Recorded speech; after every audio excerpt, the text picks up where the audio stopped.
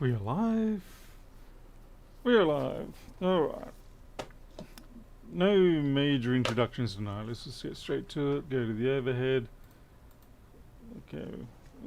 Need to zoom in a bit on there. That's a little bit too excessively showing the mess of my desk. Can't be having that. Take this away. Alright, so this is a 1466 obviously, and I've got glass on this, I just noticed.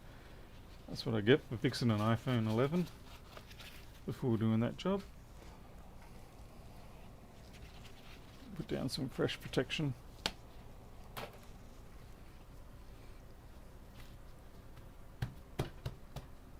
Stompy. Let's see. Okay, so with this, I don't believe it was starting up before they sent it, and then it just sort of got worse and doesn't work at all now. But it does seem to produce some sort of unusual current draw. Plug it in.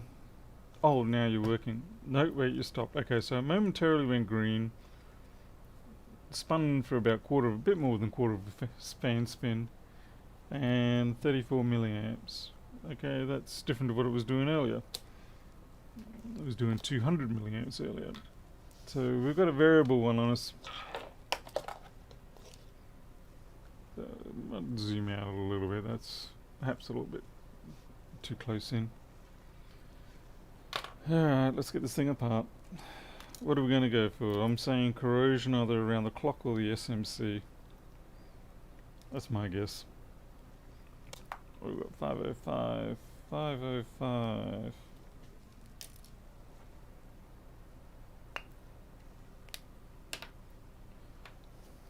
Apologies, I'm not saying hello to everyone directly. So I'll let the traffic roll in and then we'll get to the niceties. Like wearing my glasses, that would be a good thing. I did finally get my second pair of these glasses, so now hopefully I don't drag these ones upstairs or drag the upstairs ones down here and end up with two pairs of glasses in the same location. Riston's going for corrosion SMC.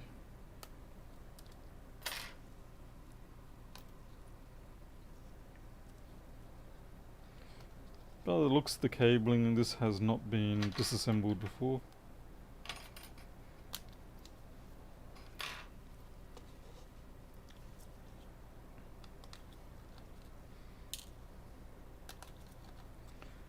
Slowly hacking through my job queue. It does take time. Some days you get a couple of good ones, some days you do not.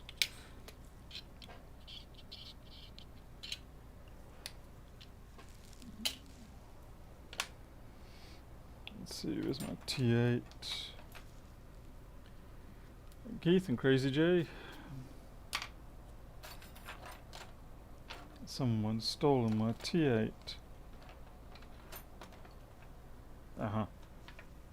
There it is.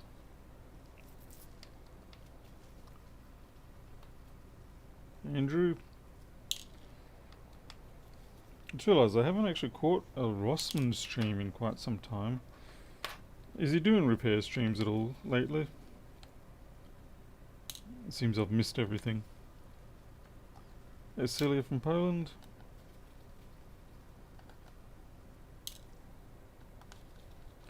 Obviously this is the 00165 board. You can immediately tell because it's got a small JTAG on it. Not strictly a JTAG, but we call it that anyway. As opposed to the 3437, which has a long one. Tonto. He's retired, has he? Yeah, that'll probably explain why Flexboard View sales have gotten a bit soft lately. He hasn't been around to hurl abuse at the name.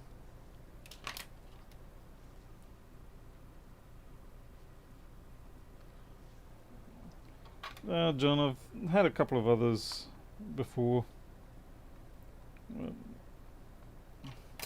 At the moment, I'm sort of falling back on the 1466s a bit because they're the sort of machine you can do and chat with at the same time. Whereas things like the A17 series and all that, you kind of have to put a bit more forethought into what you're doing.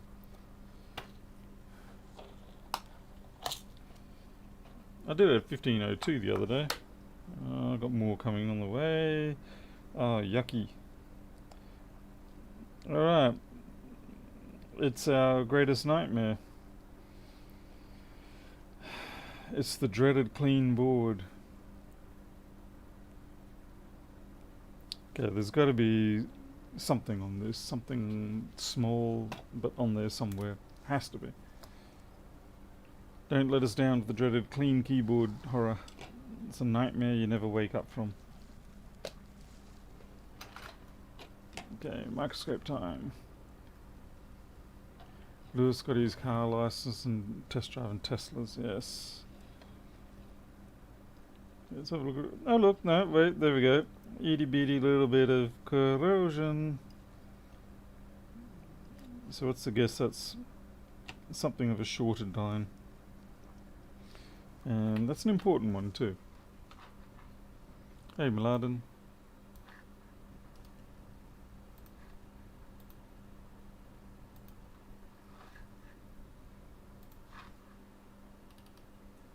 That's this one here. SMC AVSS.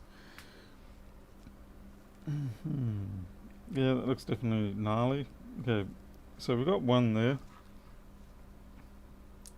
See if we can find any others.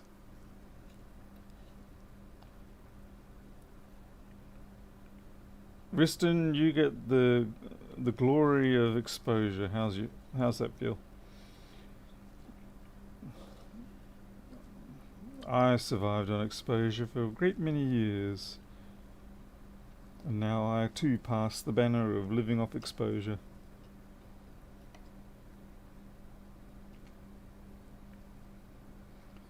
For me it was going to be that or the clock circuit. The clock circuit one came about because of the first testing I did where it just quarter fan spinned on me.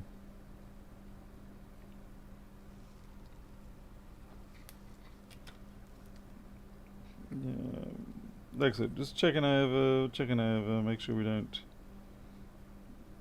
miss something else.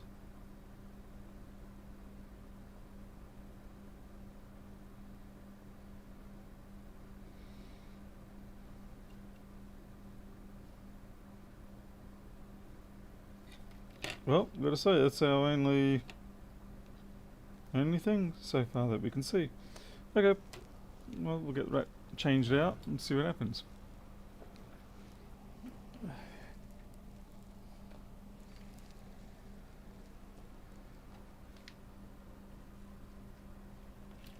If that fixes that, well then, boring stream, eh?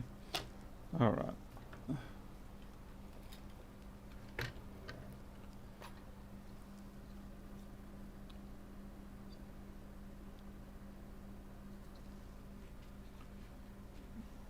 I'm going to be so glad when I have a room that's got hard floor on it. No more soft floors.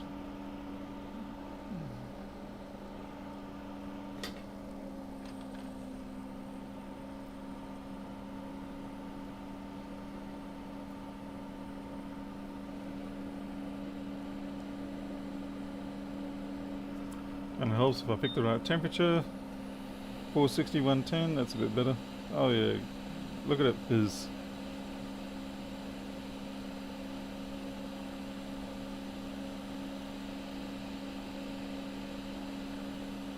I really should just change my channel name to the Janitorial Repairman, because really, I mean, you almost never see me do any sort of diagnostic repairs.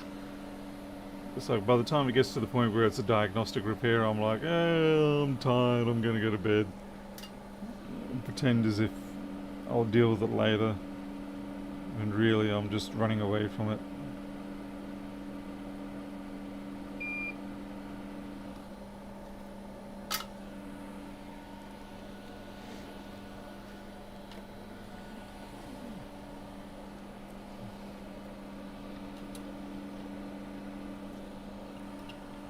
nice replacement cap there.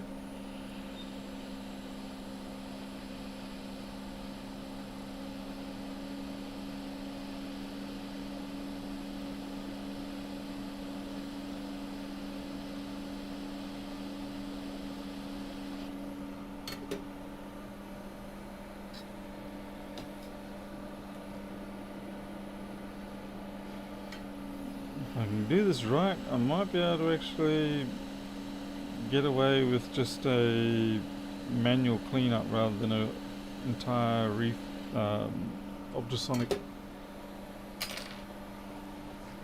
Oh come on, Miles. Not all Queenslanders are like that. Just most of us.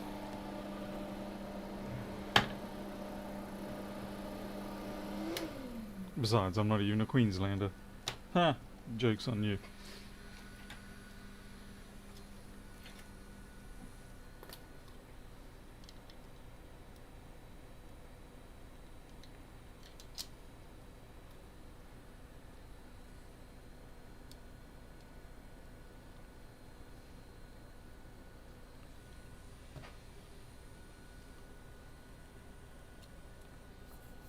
Alright, let's see if we can get some spinning green blinking. Come on. We get nada. Oh wait, yeah, there we go. Well, it's staying on this time. I wasn't doing that before.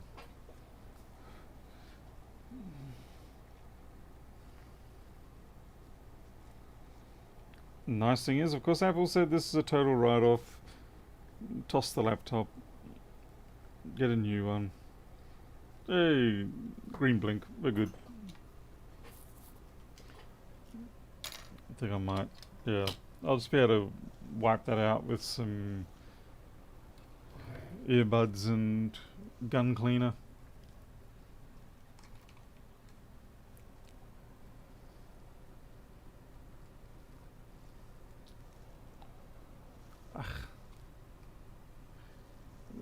Crazy J, I'll see what else I've got floating around in the workshop here.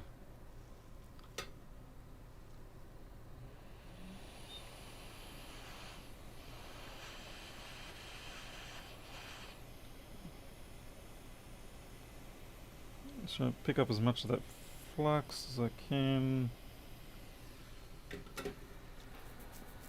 See, I don't want to hit it with. Damn, that flux has actually gone hard there.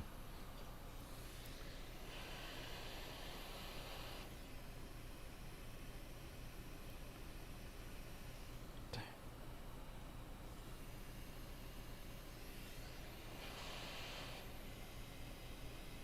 Making a bigger mess.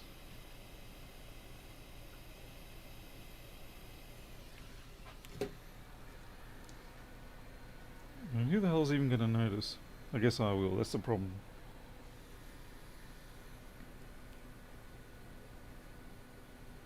And yep, made a bigger mess.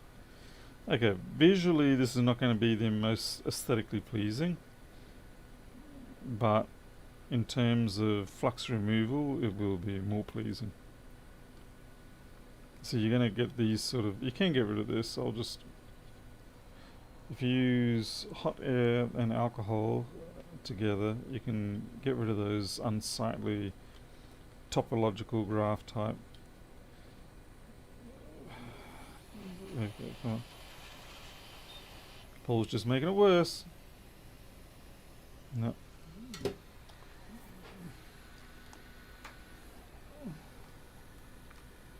Jacob.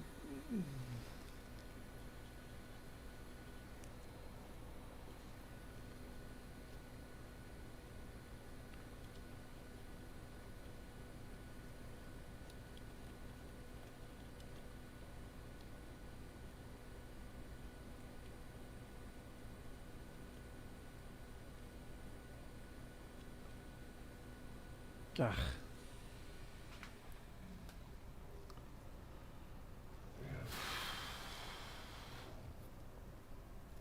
It's getting back together now.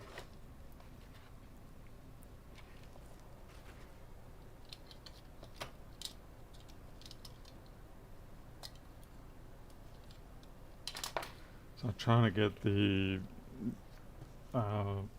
hard water stains out of your coffee pot.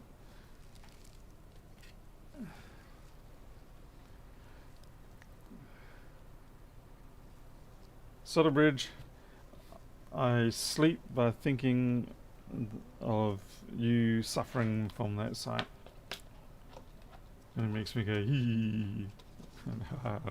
I'm out of my mind today. Hear about Apple Watch ECG feature? Oh, right.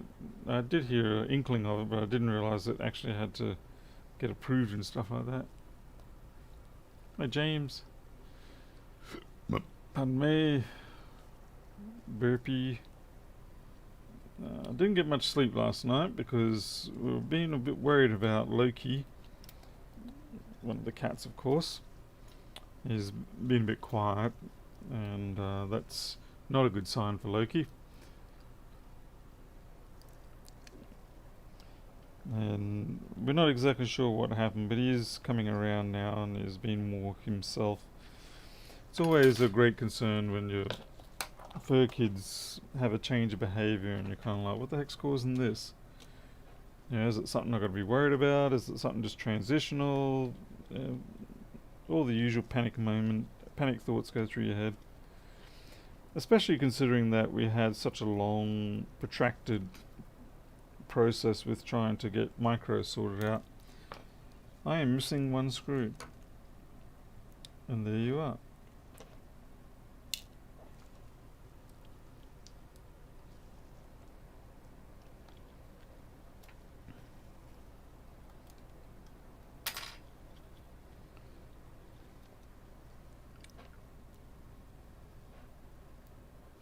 And of course, naturally, you're sort of dealing with these things on a weekend, you know, after hours, so far as the vet's concerned. And while we have a very good vet, we could call her up, yeah, and she would have no problem helping us. We don't want to call in on that feature too many times. You know, you don't want to wear out your welcome, as it were.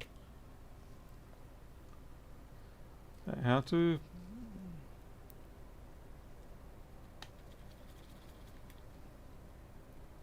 Come on, come on, come on, come on, come on, come on, come on. Faster, Paul, faster.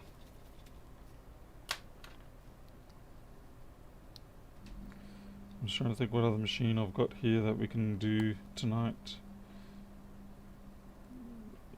Or whether I've already done things like the 1707s and whatnot.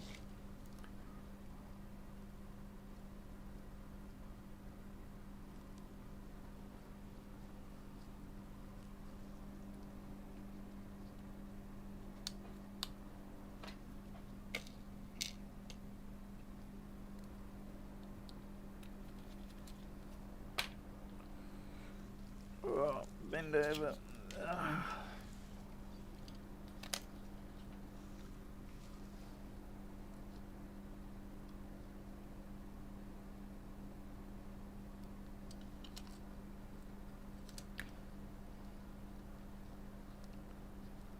I was supposed to go to Townsville tomorrow. I had to go back to the hardware store and get my steel cabinet replaced.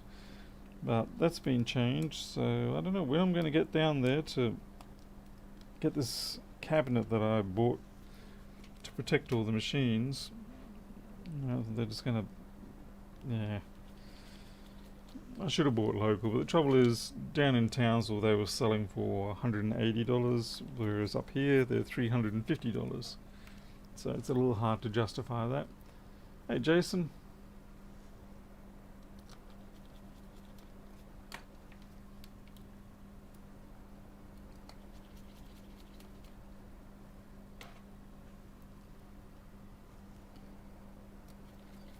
Yeah, with the Amtech flux and such like that, I just bought it straight from the factory. Speaking of which, I've still got 2 tubes. I don't know why I didn't sell them, but I still have 2 tubes of this stuff upstairs. I must have overscheduled in the amount that I bought.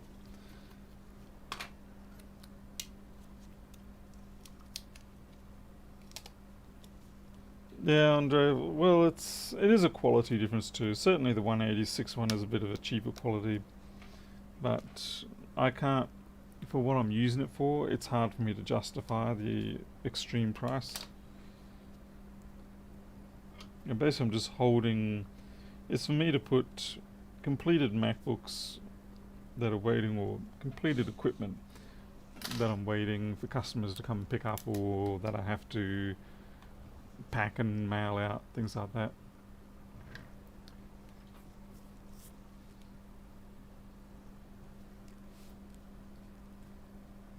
Yeah, I just don't want them lying out in the open, as it were. And I don't want to have to leave them down here in the workshop, because it's a bit of a trek to grab one, go upstairs, you know, pack it up, come back down, so on and so forth.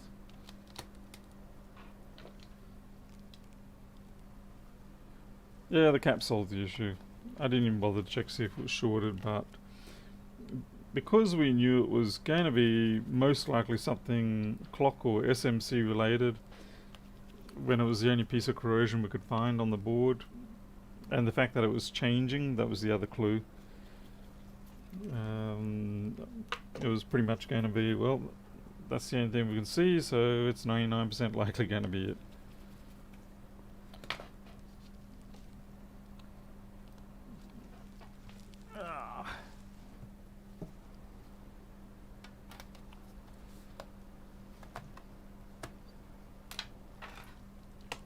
But we will stick just 2 screws in, and then we'll put it through the test process, quick test.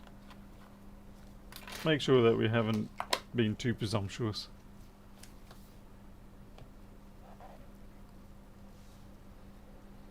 It has got a bit of a hell of a dent there, which I don't know if you guys can see. Yeah, there it is.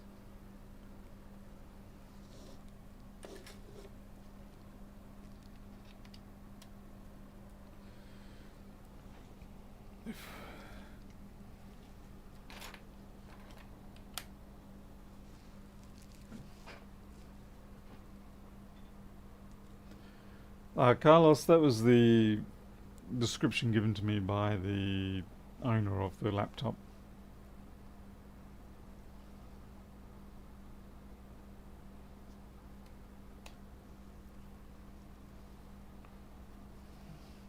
Hey JV,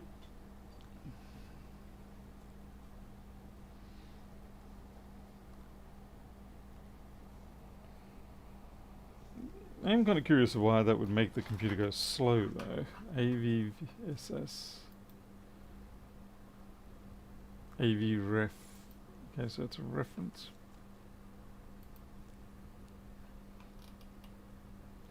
VRef A+.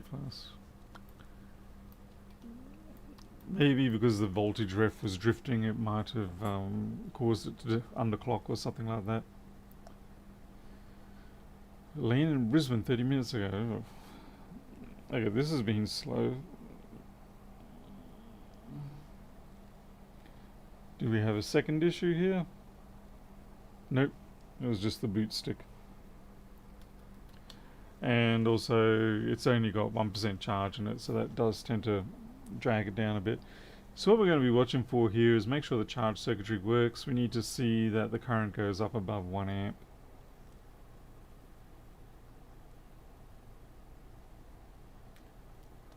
Got to clean out the Mac storage this week. Some stuff need new homes. Now I'm getting a bit like that here as well. I've got about 6 large tote boxes full of random bits and pieces that I need to just go through and see if I can make whole machines out of them, things like that. Okay, temperatures are good.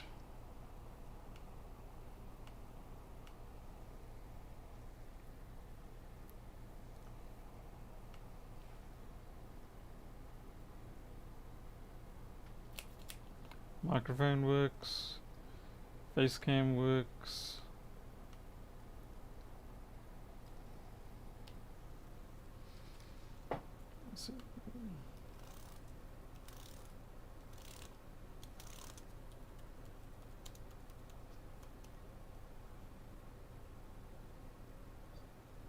Okay, we got a key that. Okay, this is interesting.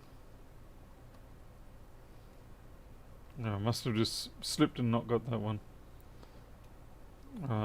All good. We're still waiting for that current to pick up.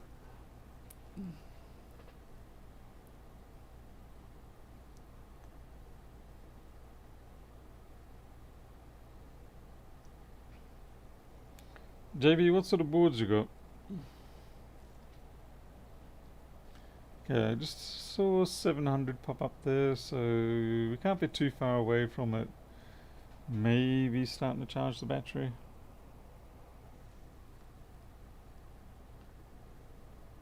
Yeah, Jim, just a bit of luck, having to have an early dinner. Hey, 3X. This is good. Bruce. Okay, while we're waiting for that to see if it charges up, I'm going to have a look at the queue and see what's in there that I might be able to pick at. Oh, okay, we actually do have a few. My bad. What's this one? Not charging through any USB port, was working. Eventually machine warned of need to charge and battery went flat. Third party charger flashes its error. Alrighty. This will be fun. This is 1708, I think.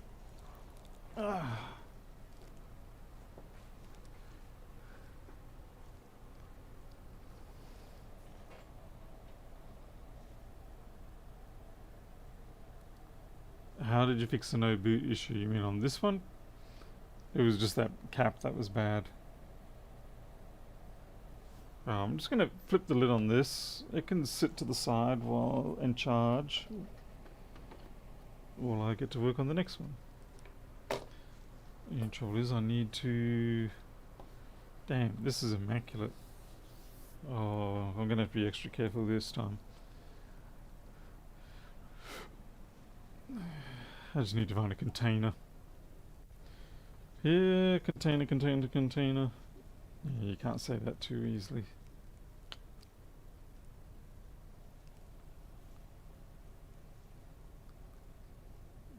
Container.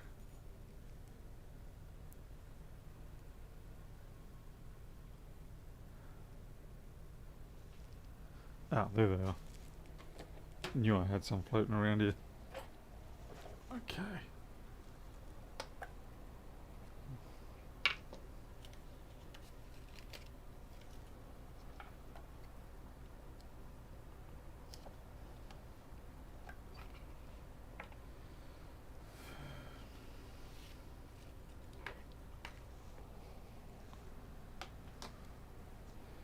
A battery, the battery in that 1466 could be quite dead. That might be part of the slowdown. Oh, I'm going to have to actually disassemble this off camera because it has a bit of an identification thingy on the bottom.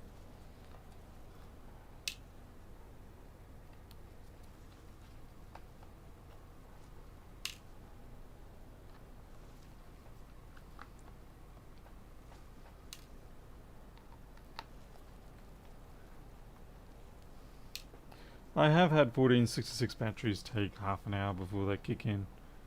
It shouldn't take that long, but sometimes they're just so far down on their charge that they take forever to come back up. Typically though, if they're that far down, they probably shouldn't be brought back, or you really should be looking at a replacement, because there's typically some sort of damage has occurred. Oh, come on.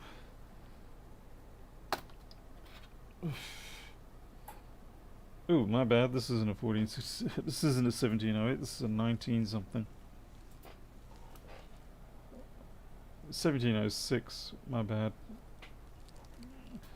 For some reason, I have a blind spot when it comes to the 1706 in terms of spotting them. I either think there's 1708s, or if I'm feeling really stupid, I'll think it's a 1534. And that's a tragic mistake to make. 15. Alright.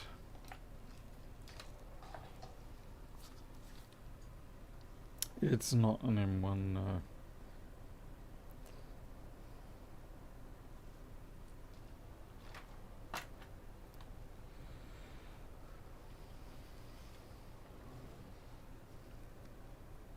Alright, we got liquid damage through here. Didn't even have to go very far, and I can see that. Either that or someone's had a jolly good time smearing thermal paste around the place. Which is entirely possible too. Let's see this, and there's rust corrosion. That looks real not good being around those VRMs. That's really bad news.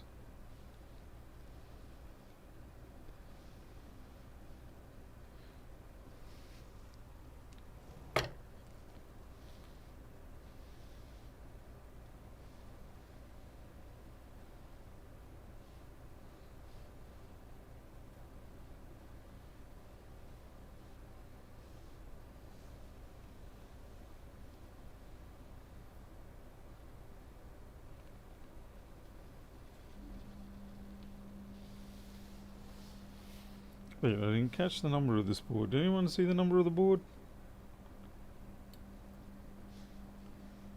I was expecting there, or... we'll take it out.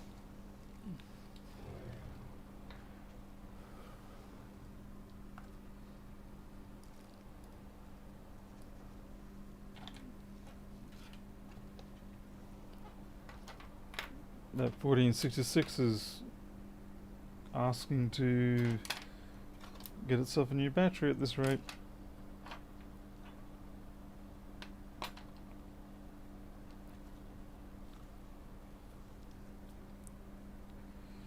Right.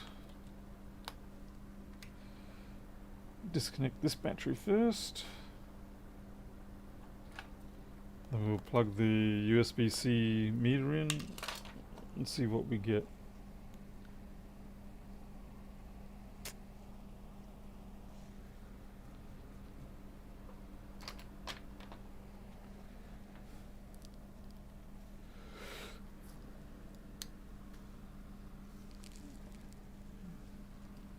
Are you kidding me?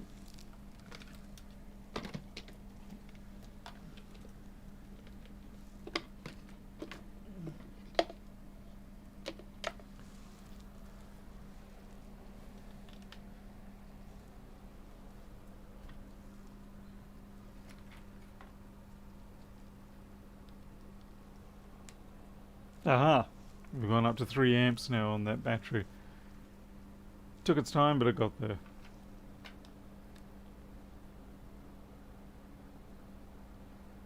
You want... Okay, well, yeah, some people consider this a bad thing, but we're actually getting absolutely nothing at all on these ports, and that's in many ways a better thing than getting something. Because at least when it's that bad, you know it's probably going to be something on the input stage, power input stage, so you've got a chance. Alright, let's get this thing torn apart. Like gazelle in the Serengeti.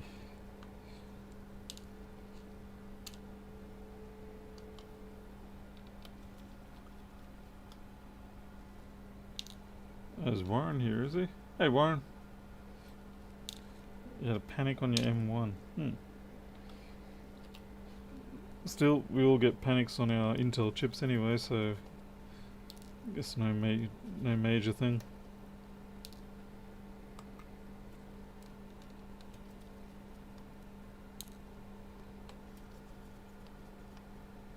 All of the CDs are short. Solder Bridge, honestly, you're becoming as annoying as I am to Rossmann when it comes to SMCs. What is it? We like, as we step up in YouTube scenarios, we pick up people like you.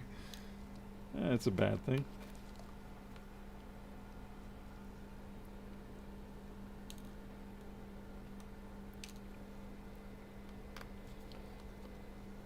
I will say that I certainly still do not like disassembling this style of machine. You know, it does take a long time.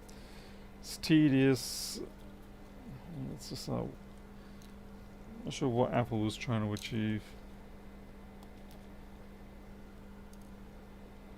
Considering they put so much thought and effort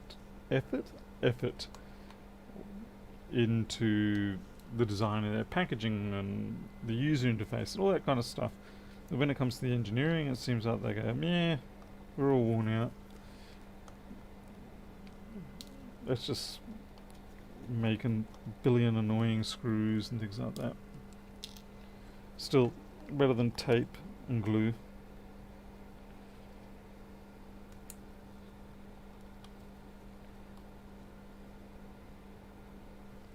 Come on.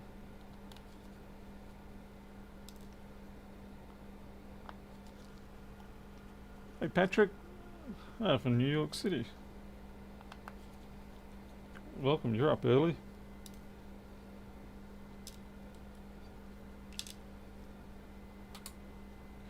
Sad that you have to resort to watching an Australian now rather than your homegrown talent.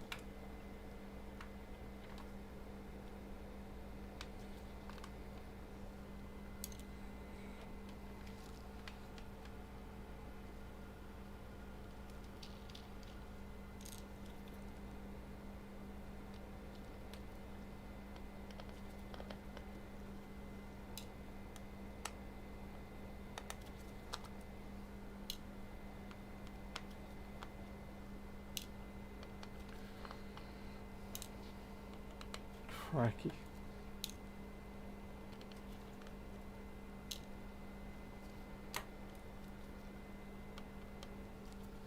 This is worse than trying to adjust the rockers or the valve shims on a few too many motorbikes in my life. So let's just strip the whole motorbike down just so we can get access to those little shims. And the worst thing is, it would only take the designers maybe, you know, just 1 or 2 millimeters of extra space to make it so it was so much easier to get access to. But instead they do things like make you think that you can swivel the head out from the frame assembly after you've unbolted it, because it comes loose and it starts to head out away from the frame. Except you find immediately then it goes clunk into the frame, and no matter how you try and move it around, you can't get it out. So you then have to drop the whole engine out just so you can get to your tappets. So thank you very much. Another 2 millimeters of clearance and it would have been an easy life. Sometimes I don't know if it's a sad joke that's been played on us or what.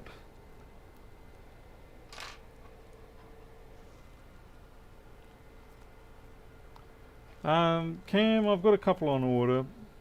We'll see which one I prefer. I did get one, but it's not a foam adhesive, it's more just like a thick Tessa tape. Now, where is it? Let's see. Yeah, this one arrived today, but it's not foam, it's more like just thick translucent tape. So that won't really work so well if I need to remove it again. So I'm going to hold off on that. As it is, the parts I'm waiting for to do the job on the machine haven't arrived anyway, so I can wait a little longer. Angle grinder. Angle grinder also makes the frame of the motorbike really flexible next time you ride it. It maybe even fall apart. Alright, so what are we looking for on here? Well, I'm gonna say we might be looking for a blown cap. That's my first guess, or something like that. I don't have enough experience with these boards to know exactly what I'm looking for. So it is going to be a bit of hunt and peck type diagnosis.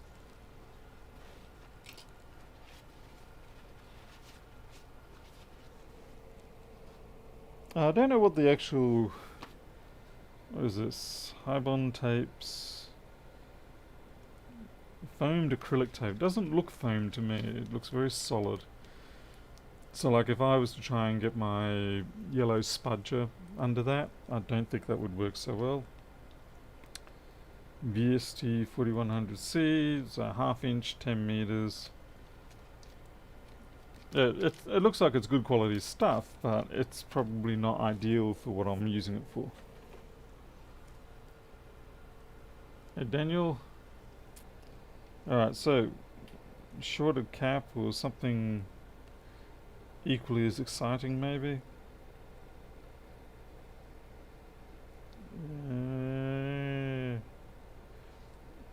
What is this? This is a...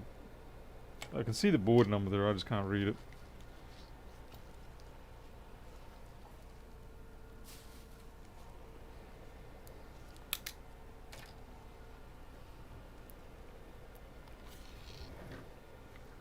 I suppose I should have updated the job card too.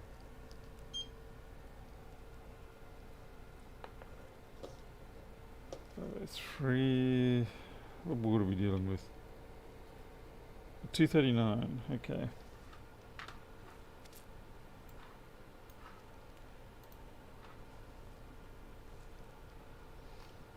Just got to update the details while I'm at it. I've really got to work on that habit of updating the information as it happens as much as I can. It's going to be easier when I redo the workbenches and everything here, and what I'm going to have is, I think, even though it's a bit more of a pain to swivel, I think I will definitely have the keyboard, mouse and such off to the side here so it's clear and I'm not reaching over the, over everything to try and type. It's rather unfamiliar. Yeah, Jason, go ahead. Consider this live, flexible view support. Who knows if I can help you, but we'll try.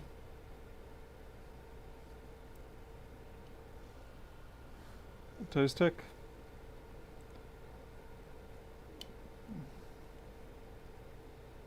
That's looking a bit grungy there.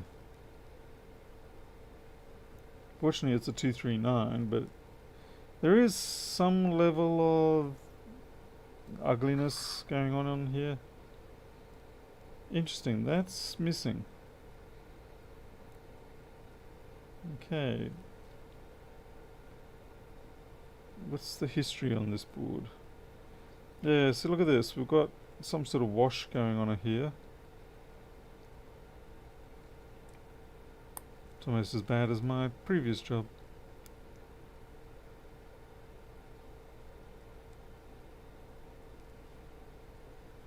Big fat thumbprint, which is not mine because I'm gloved. JB, I guess because it's difficult to convey a lot of the stuff. Okay, so do we have a shorted cap on, like, often these caps here can short, these ones up here. But I'm not feeling the love. I've really got to teach myself not to try and replace parts simply because it might be an issue. I really need to... Yeah, look at these. Thumbprints everywhere. Well, fingerprints rather.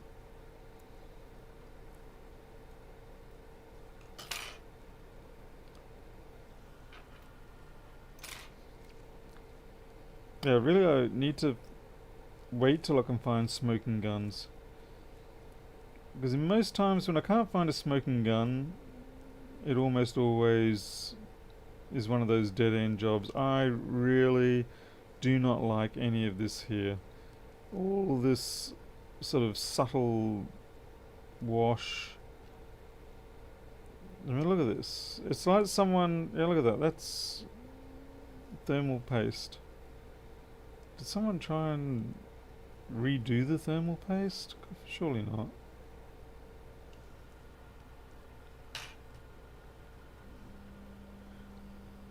Hey Tedberry. If it was the fuse, I'd expect it only to be on one of the ports rather than all of the ports. And what's interesting is that we're not getting any power at all, so it, yeah.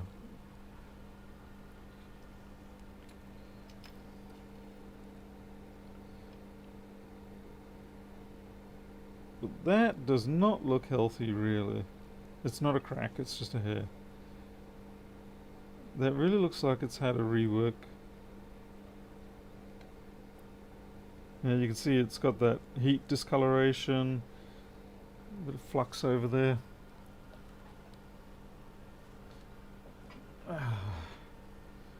Yeah, underfilled CDs. You shut your face there. Yeah, I'm gonna say it's not the CDs, it's something else. But I would expect at least 5 volts come up somewhere.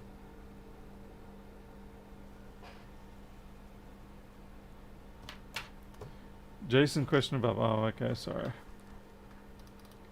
Let me find it for you. Okay. How hard is it to install the files in Flexible View? I just got the file on PC. How hard it was to get them set up? Just what do you need to look up? You should be able to just copy the folder of Flexible Review. You don't actually have to install. It runs within the folder. That's the whole style of it. But yeah, this concerns me. That's flux. That's someone has meddled with. There's that corrosion down in there.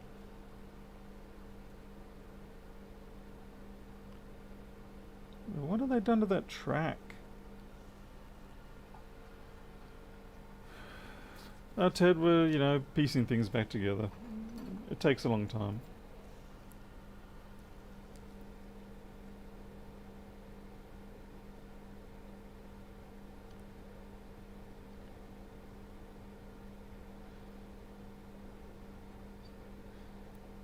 I'm really not sure what to think of this.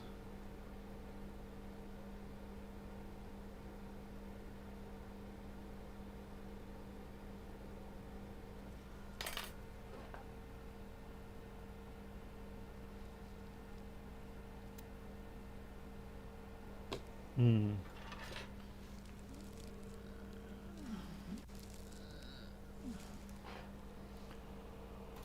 just going to get one of the charge ports and then plug it in.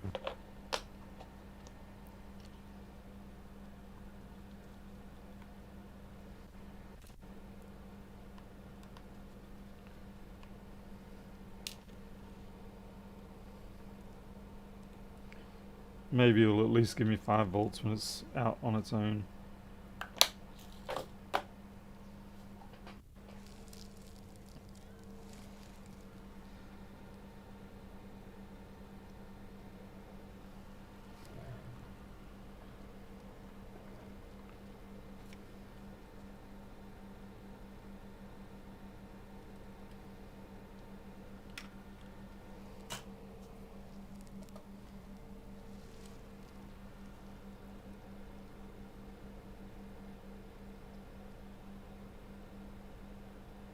Nada. Nada.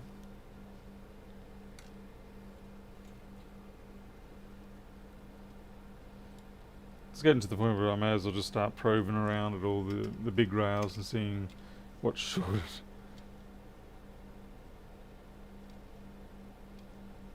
Nothing. They need to make a brighter version of this. And also one that runs even when there's nothing. Yeah. Okay. Which big beast is shorted out here?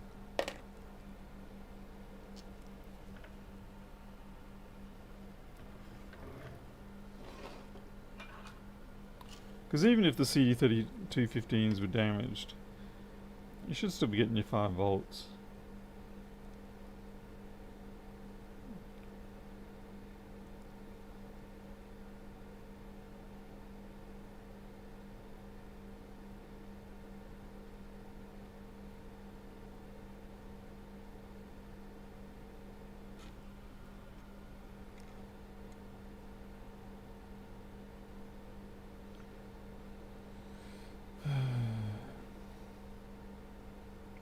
Well, we'll check the continuity of those caps and the fuses rather. Caps, yeah. Well done, Paul, well done. Losing your mind.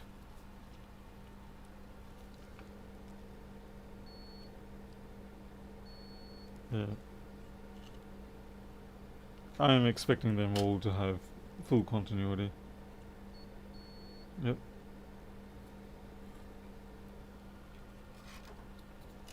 Oops. For some reason YouTube chat just dropped out on me. Oh, I know why.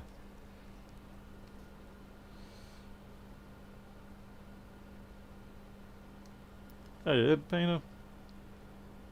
No, this is an earlier model. This is not a.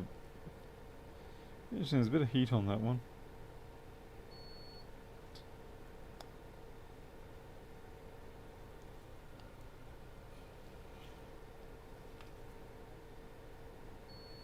Yeah, so they're all good. So what's in my mind is, can a badly done ISL looking like this, and it's got a little chip out the side and there, can that possibly be our problem? Can that stop you from getting 5 volts? I'm not sure. Do you recommend free spray? I can't recommend it here because in this weather, by the time you put... Hey, has that been... By the time you put the canned free spray down, it's already warmed off. So I use thermal camera instead.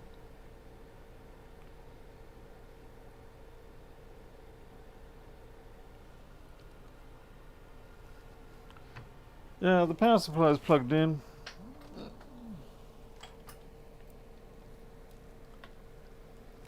Oh, good. I'll even plug another meter on it. See if we'll find one. Ah, there you are.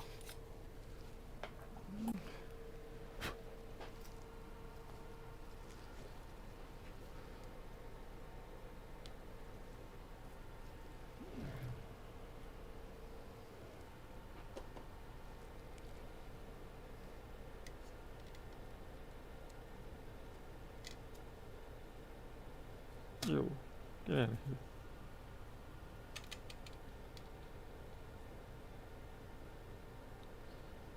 here. Yeah, so there's nothing going on.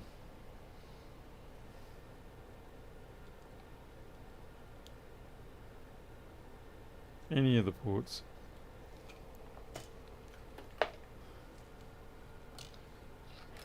Bring up the board view anyway. Is it 239?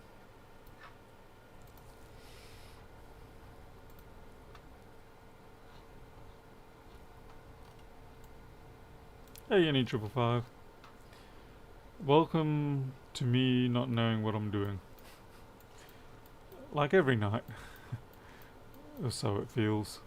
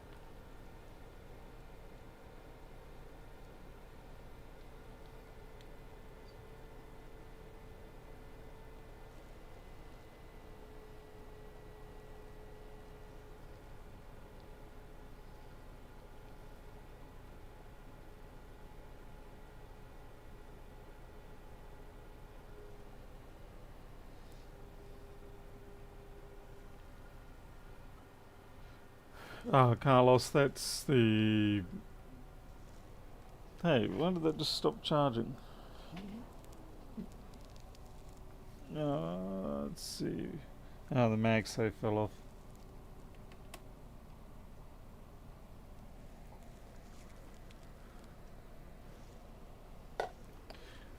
That's the previous job, the A1466. It's not this job. I can't show you the current readings on this one at the moment.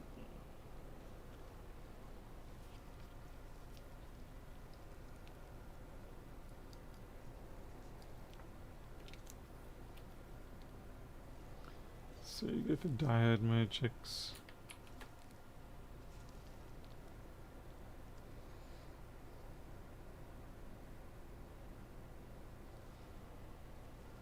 Actually, resistance is really the proper choice for that.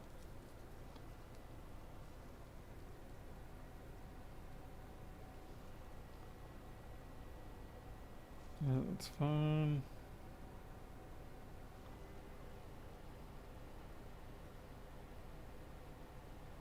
Fine.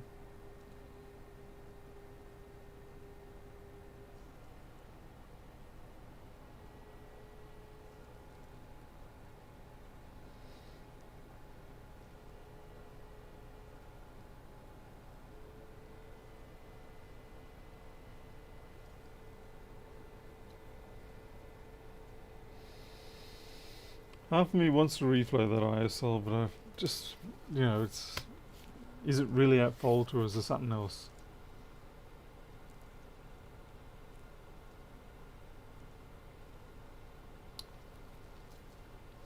Hectech, it is possible. I haven't personally tried it, but I know there have been other times where I've put the wrong SMC on and the machine doesn't run great, but it can boot. But it's and the 1425 and the 1502 aren't massively okay. They are quite dissimilar, but there is some degree of similarity in them.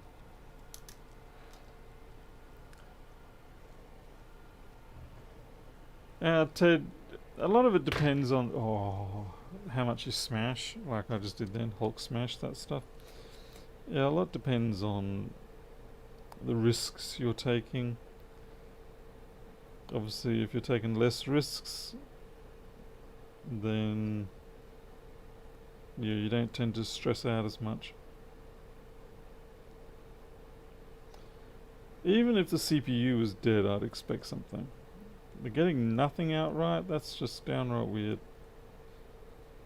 And not having some colossally caploded cap somewhere.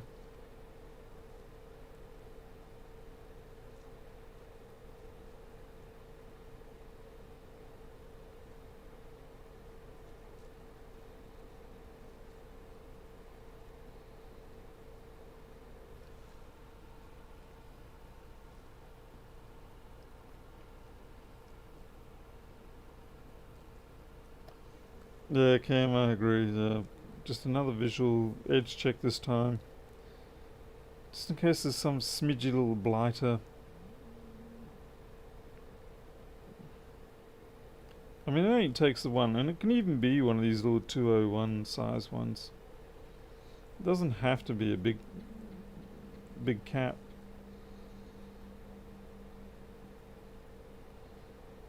And one down, and that's all you need. If it stops things firing up. But whatever it is, yeah.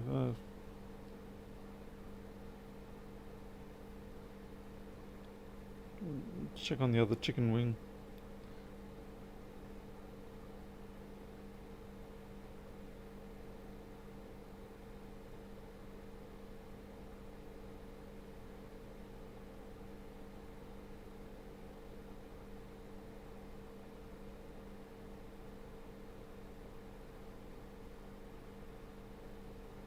The way that BIOS chip is all messed up, it's just confusing. What has happened to this board? Why has it got this sort of I've been reworked type look about it? And fingerprints all over the place.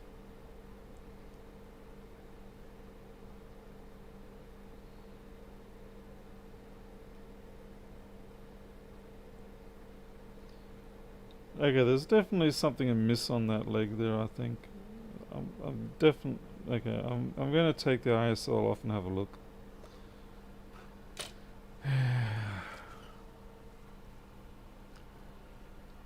Yummy steak 0 and 0.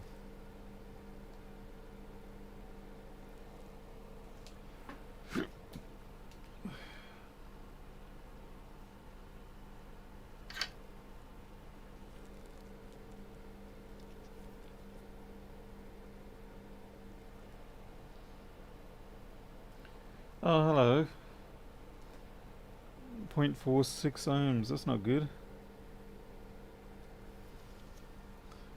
It's on DC in charger, so that's a little bit low for that that rail.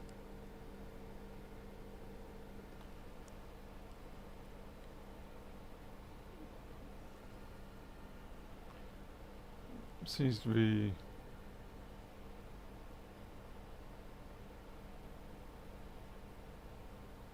my probes are a bit dirty, I think.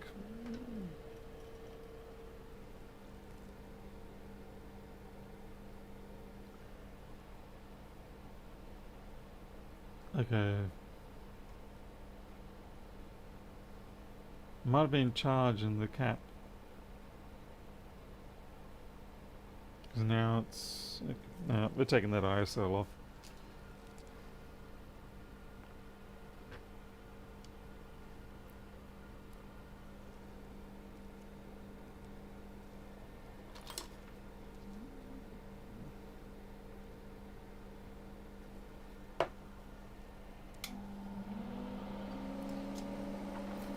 There's not much... Oh, what is going on with the camera?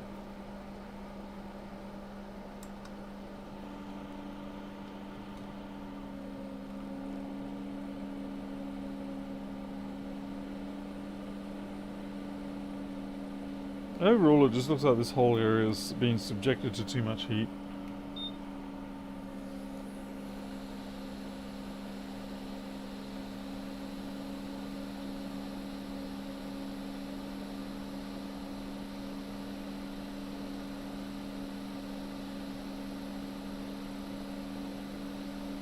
Just trying to be real careful taking these off. They chip so easily.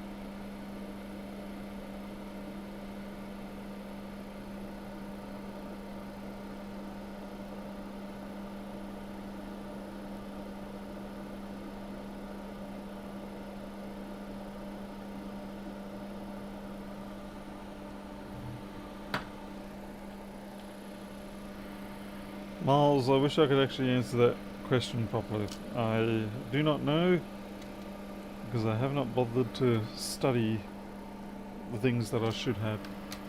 That's what happens when you get too many 1466s and the old style machines, is that you sacrifice your ability to learn the new style ones. And this is coming to haunt me.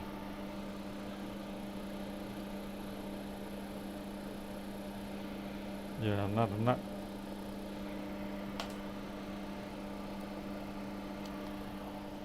Alright. I'm going to find another one. I'm not 100% convinced that it is the ISL, but there's certainly some... It's like someone else was chasing the fault and they also thought, oh well, let's try to change the ISL.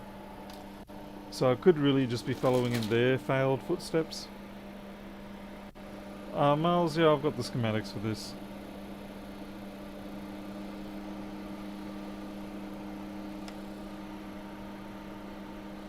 So yeah, it could be a case of they went, oh man, what's the point of getting donors if they end up looking like this? Blimey heck.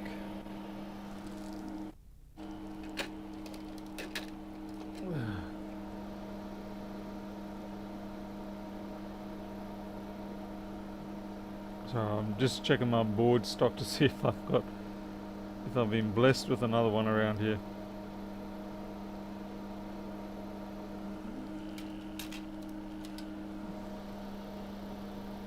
Nope, you're empty. This is going to be a sad story off here.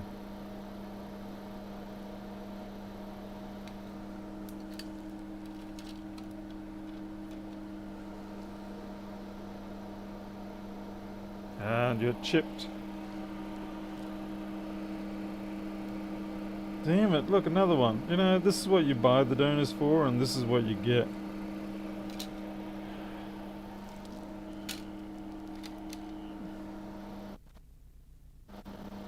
And looks like all the ones that potentially had a working ISL I've kind of already stripped. I'll keep looking, keep looking.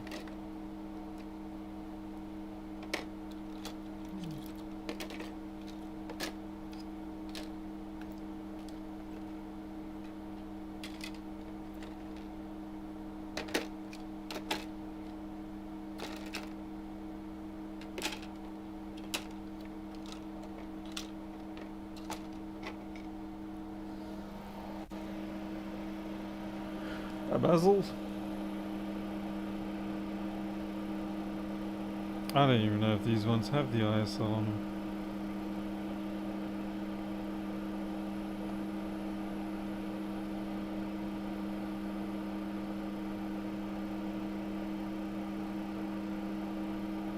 Looks like that's a big fat NO on that. For a moment when I was going through the boards I saw this and I thought, hey, no, but no. Sadly not.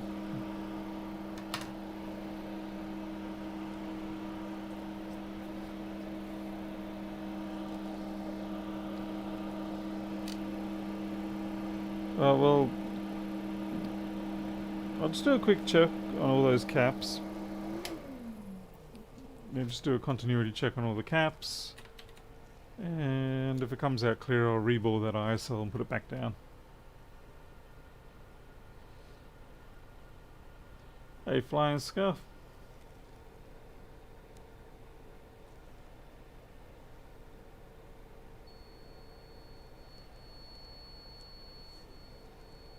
Well, you apparently are saying that you're shorted.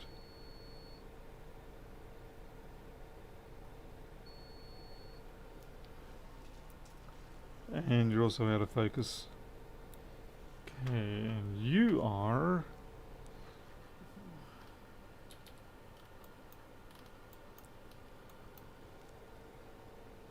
That is that rail. That's PPDCN. Well, at this point I could inject voltage and see what heats up. Like maybe 1 volt. Because I don't think I'm going to find it quickly any other way at this point. Because whatever it is, it's fast enough to stop the power brick from... Yeah, and I can eat... Oh, hello, is that a crack? That's a crack, that's a crack, that's a crack, crack, crack, crack, crack, crack, crack! You, sir, are cracked. Just noticed that. You can barely tell, but it's there.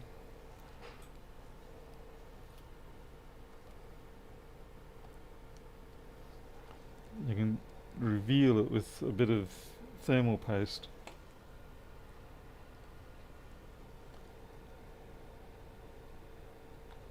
Sometimes. Well, that crack is so fine that it barely shows up with thermal paste.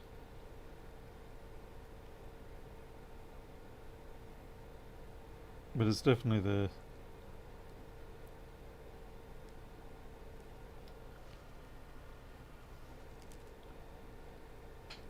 Alright, let's get that off.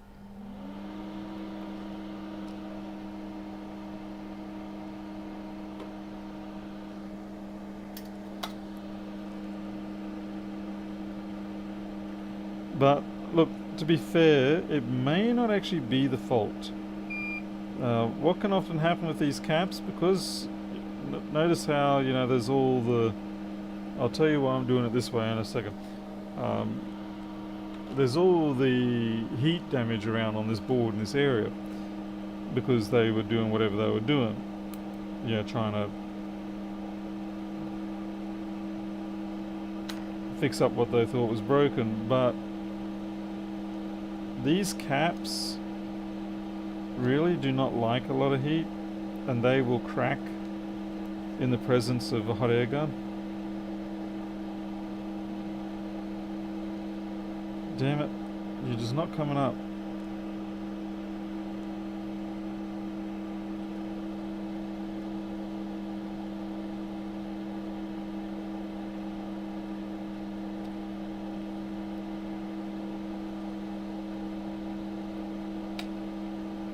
Well, you're out of here. If it wasn't damaged before, it is now.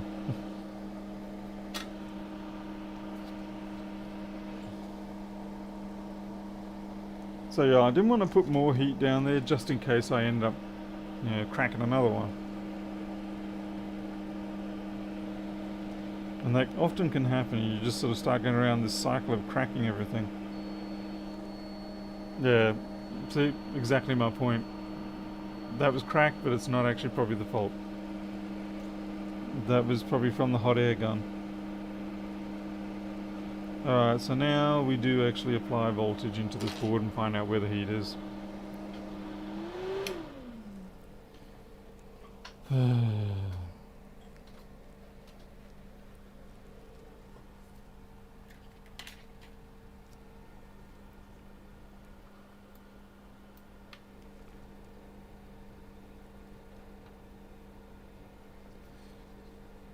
But I was glad I was able to illustrate my point then.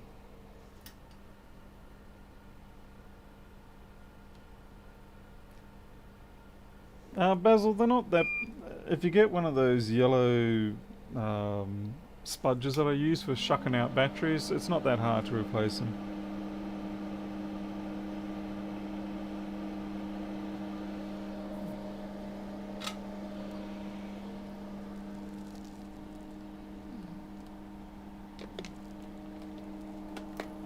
Where's my red wire? Somebody cut the red wire.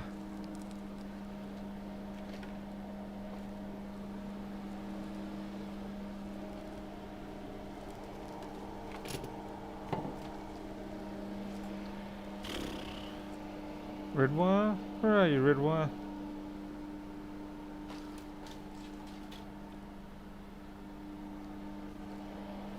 My red wire has vanished. Oh well, that's okay. I'll just replace it.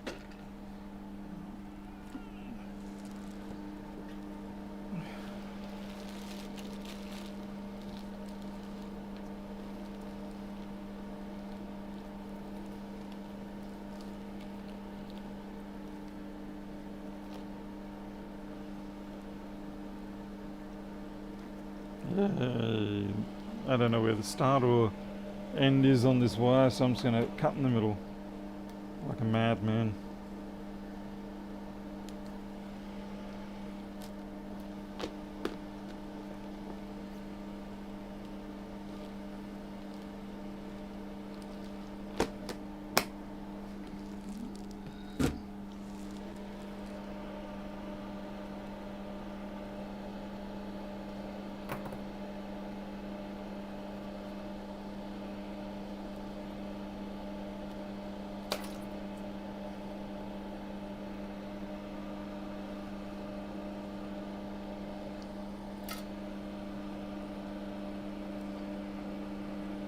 That's a little bit zoomed in, isn't it? Oh.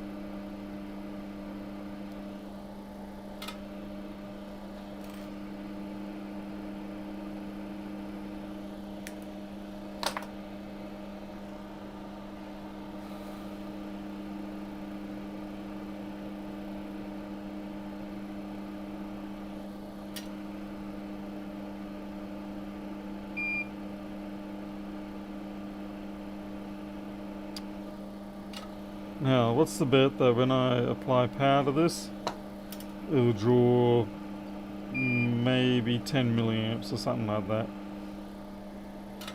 It's not going to draw the full amount.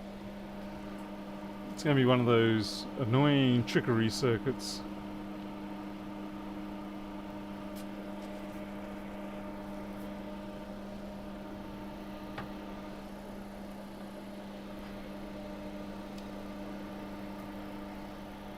Right, now we need the most important element of this process, which is the infrared cum,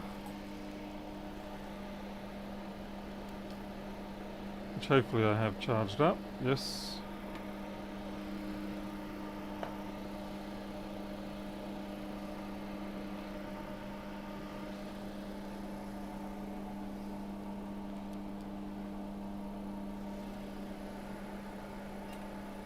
And we change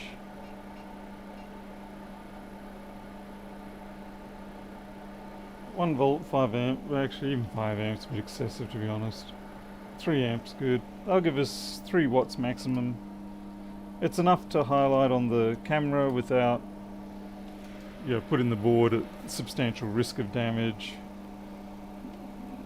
Because what you've got to realise, like, if there is a cap that is shorted there, and you put through and it willingly takes, say, 15 watts of power, you're going to burn the circuit board around that, and you don't want that.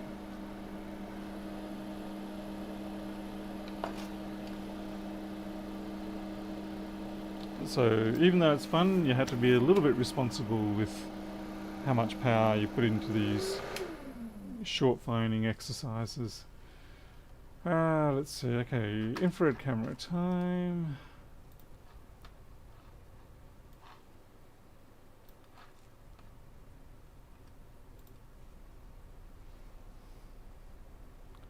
I need to stick you up a little higher there.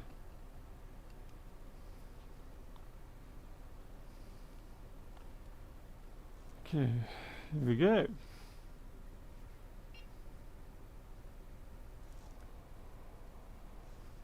Half a volt, and it's like it's something just over here.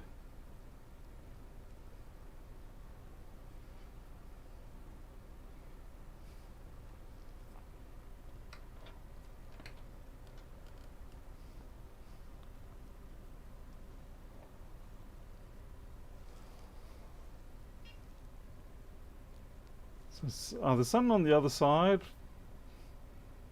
I'm thinking it's could be something on the other side.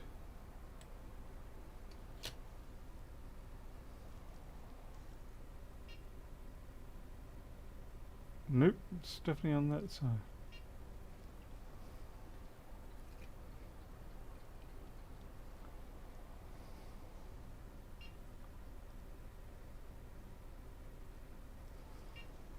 Well, it's definitely this little spot here. So there is a couple of caps there. So what we'll do is we'll go into the overhead. We'll just quit out of that. And we will use the alcohol test to give us a bit of a better location, because we can use the alcohol test under the microscope. So like one of those 2 bottom caps there, possibly. Yeah, frickin' hair's getting my eye. It's starting to slightly annoy me.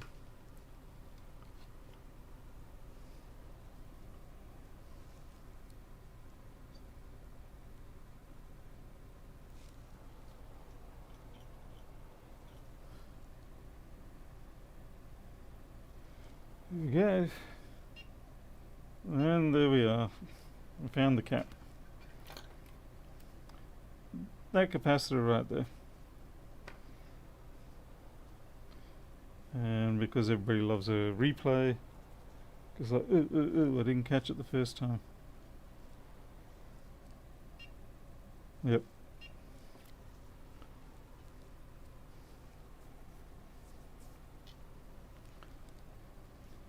Let's get that thing off. And that's actually a good example of why, I was saying before, don't put too much power into your short finding, because if you've gone and put even 10 or 15 watts into that, you could have potentially burned up the traces there. So the person was, when they were around here, they were damn close, but they just didn't quite nail it. And like I said, they broke these caps. That one there's also got a crack in it.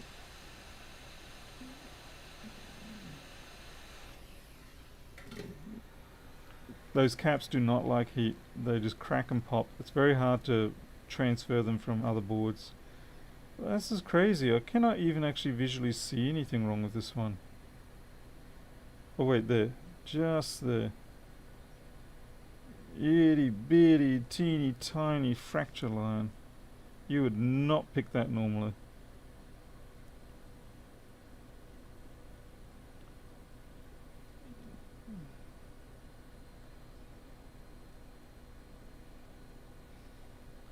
There's a tiny, yeah, it's just there. It's near impossible to see that one.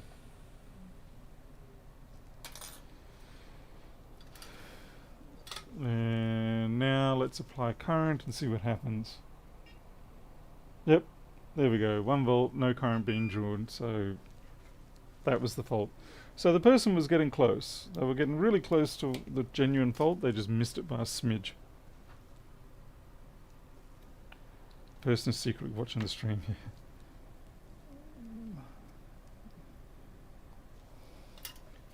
But I've got to work out how I'm going to put another cap, get another cap transferred across. Because like I said, I've got 2 there that are definitely cracked. And that one was cracked, and there's another one I saw a hairline crack in. And we've got to put the ISL back on. Yeah.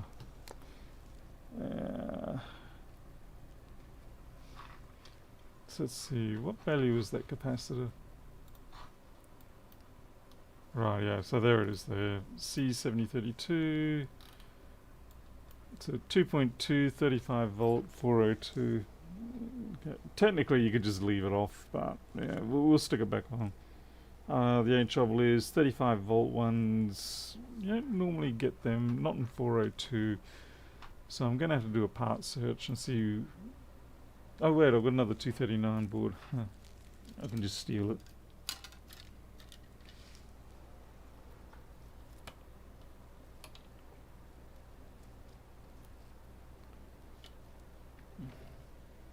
Yep, just steal the cap. The upside of having donor boards. Interesting, these caps here, I think these ones tolerate the heat from the hot air gun. Oh shoot, no one can see.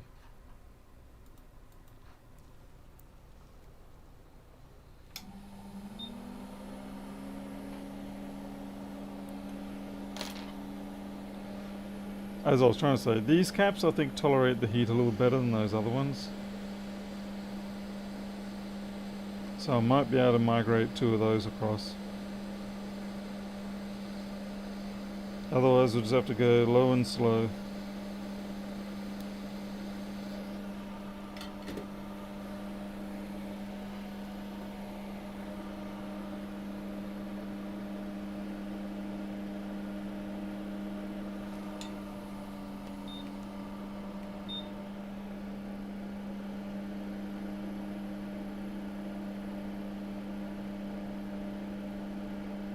You lose that pole and you're going to be in trouble.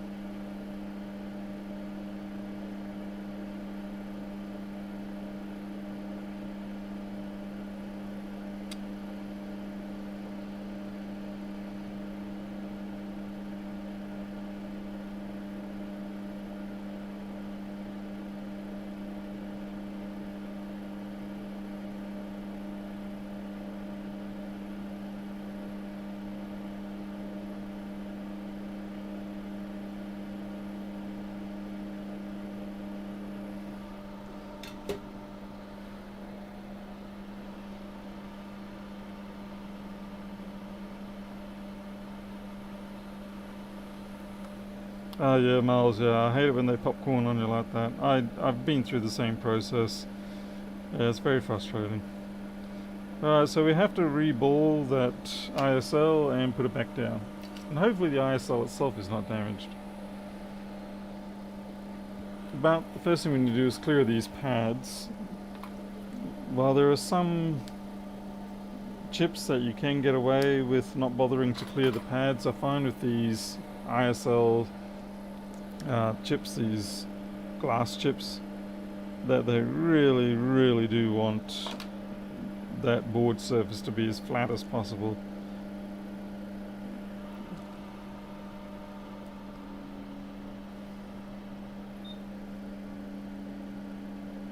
I'm only running at 390/40. I'll just punch that up to 80. Okay, 390 and 80. My wick's just narrow enough to get away with this.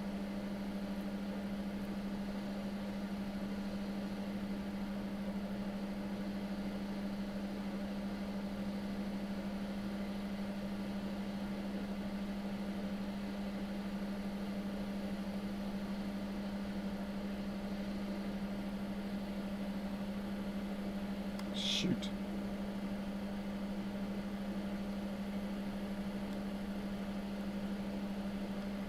Email flux, bro.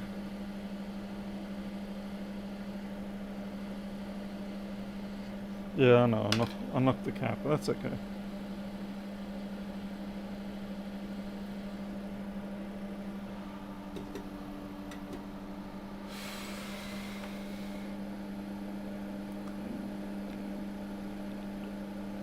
I'd say that trace is not broken in so much as I think what they did is they sort of scraped it up a bit when they were maybe trying to get the ISL off the first time. That's my guess.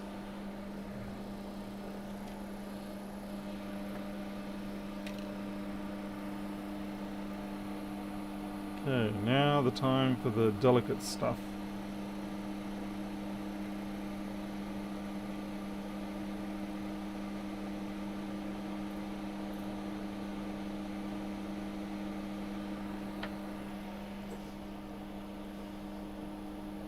I'm well aware that some people just simply run solder over it and call it a day, but I'm not one of those people.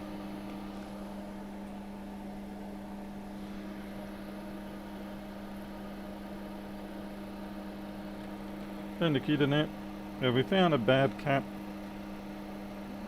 around the ISL area, so we just now we cleaned it up, and now we have to put the ISL back on.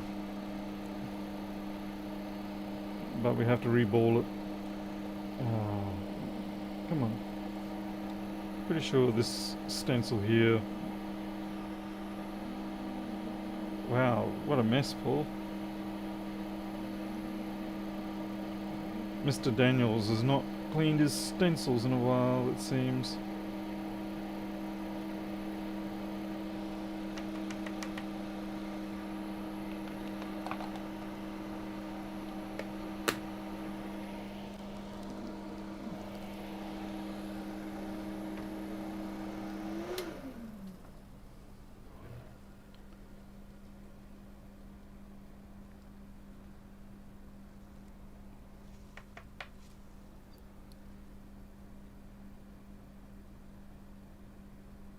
Nope. Get off, get off, get off. That's one way to lose your ISL.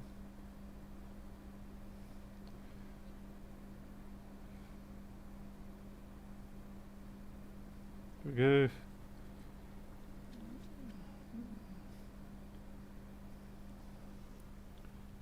Okay, so we found a stencil that matches. It's this one here. We just need to clean off the trash on that stencil. Oh, sorry, chip. For that I'm going to have to change over to the micro pencil. All without beeping, because we're smart. We actually turn off the Hacko before we pull the cord out.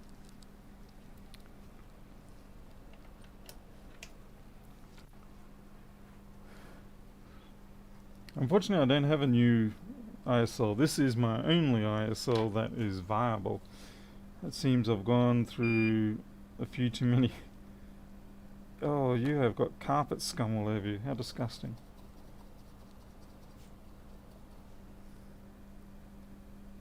That's one way to kill tips, by the way.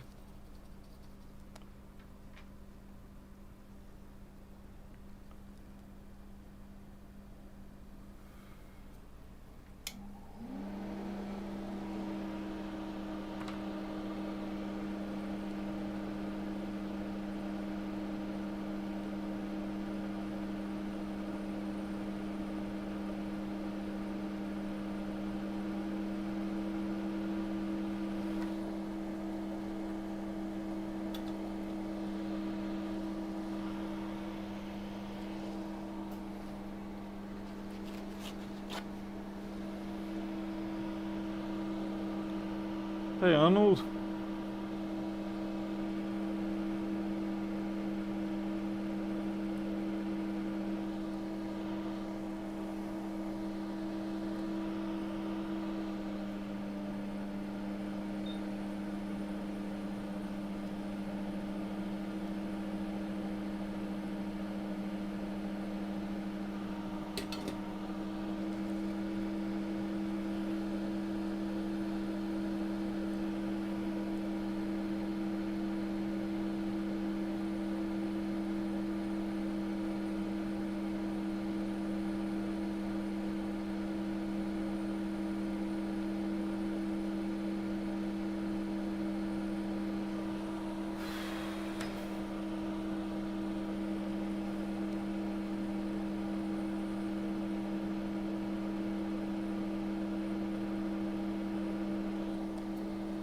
Oh shoot.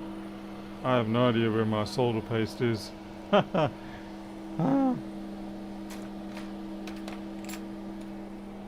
Oh boy. Exciting times.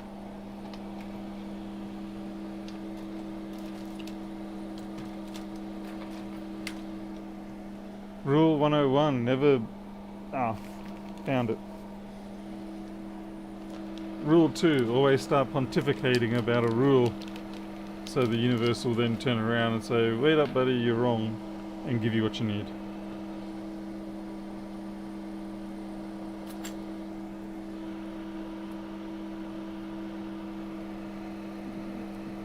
Oh man, this paste is drier than a lizard's.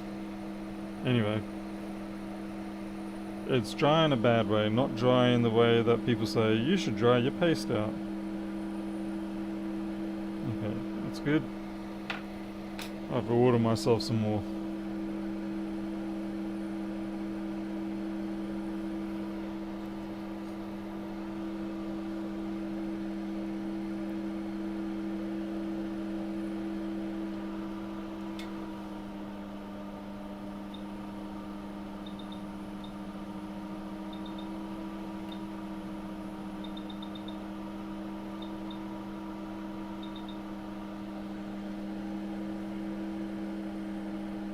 Apologise if it's out of focus, I'm not changing the microscope at this point.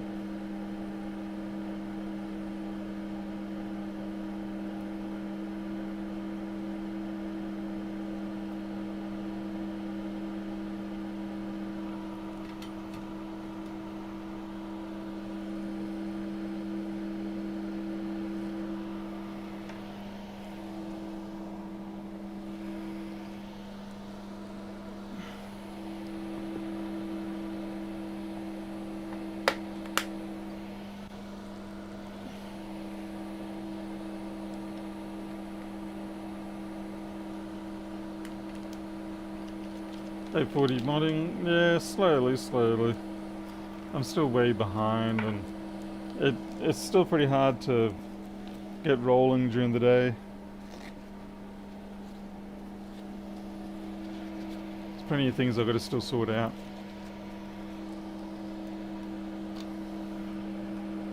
Okay, little flux.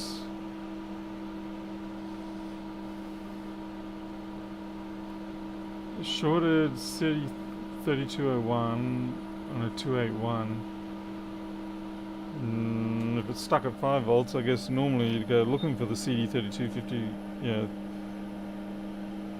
I don't really have enough experience in that to know offhand. My apologies, I know people expect better from me, but, well, that's a lesson.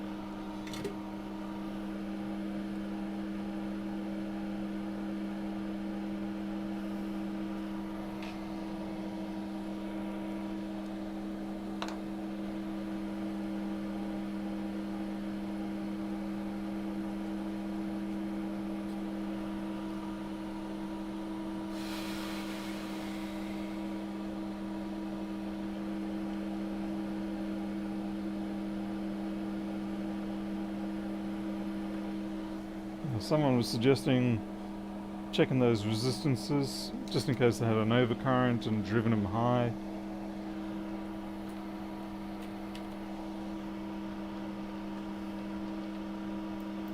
So let's see, 7040 should be a 0.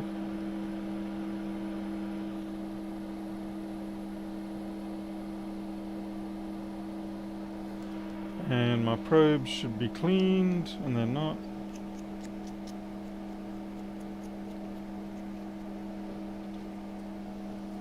Okay, let's try that again.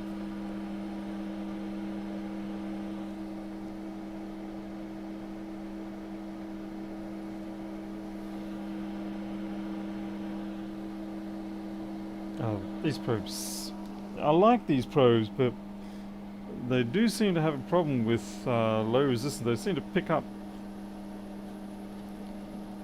trash very quickly and don't seem to bite through. So I get these high resistance values, you know, even on shorting.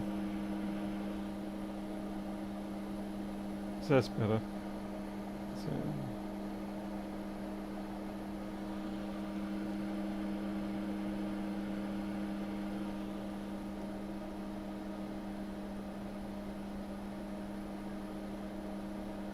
no, I'm gonna believe that that's actually okay. And I think it's just the tips are god awful. They're good quality tips, but they're not good for low 0 ohm stuff.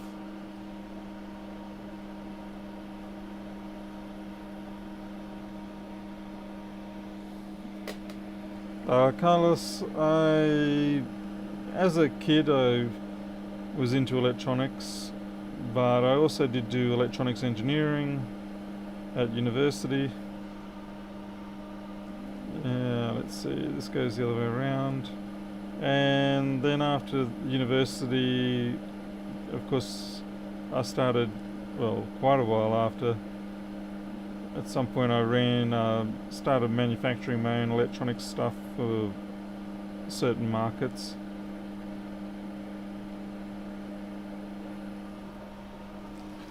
So yeah, there's a bunch of theoretical, a bunch of practical. It's a pretty good mix.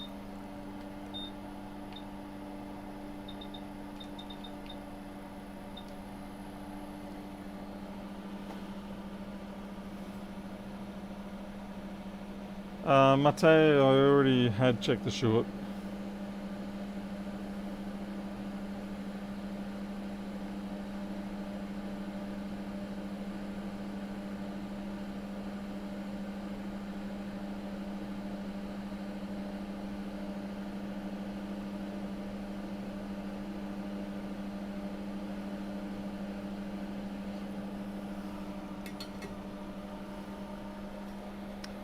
Well, Miles, how far did you get in your EE degree? Because, I mean, I actually didn't finish mine.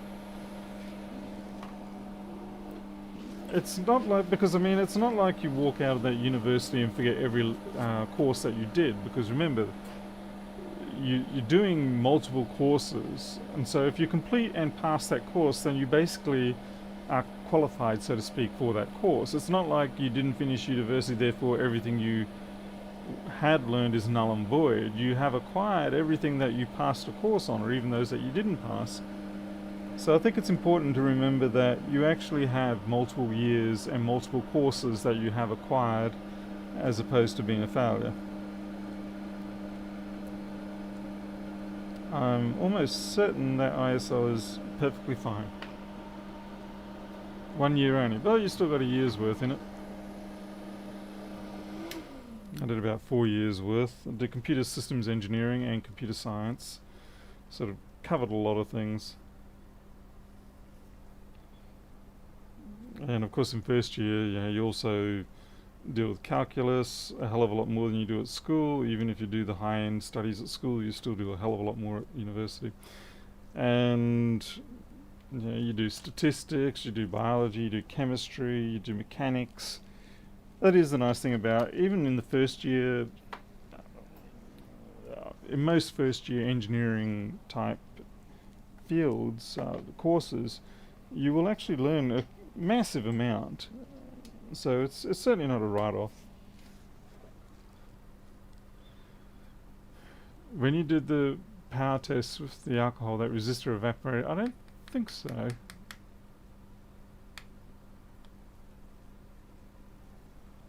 And it comes down to what course you did. Some courses are just purely a case of can you actually recite what we've written. Some of them are genuinely, force you to have to think a lot. Like I know probably one of the courses that stands out the most for me was algorithms and complexity. It was not a course you could walk through just reciting stuff. Alright, let's see how we go with this. Well, we've got power now. 5 volts, 20 volts, 1 amp. We seem to be alive.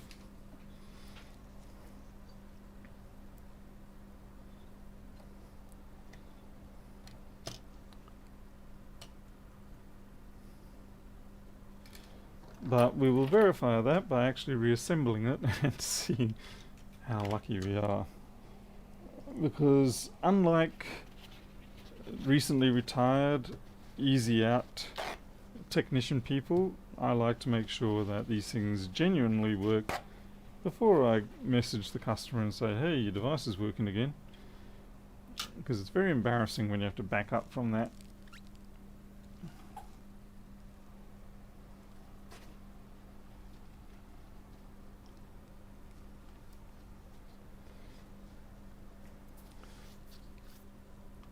University degrees also, it depends on which university you go to, what subjects you pick. There's so many variables in determining whether you're going to learn something or not.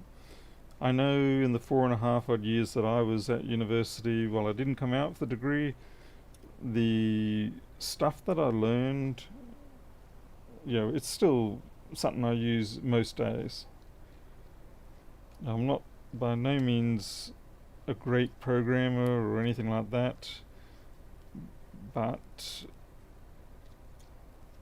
still use a lot of the principles that were taught.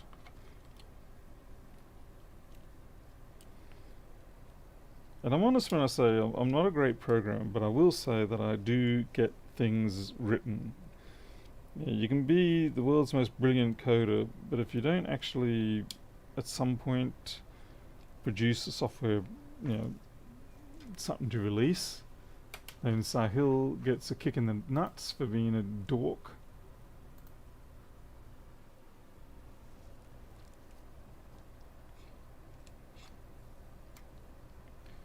Don't know why people bother. What is that? Yeah, there is something here and I don't know what to think of it.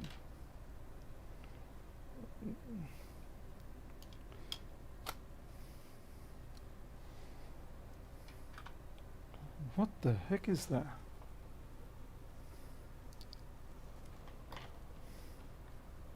Oh, gotta change that. Alright, that there. Okay.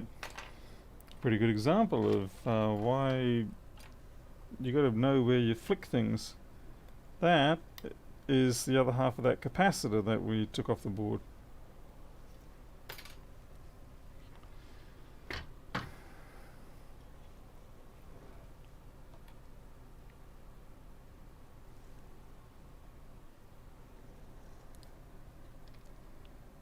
Pretty crazy seeing that there.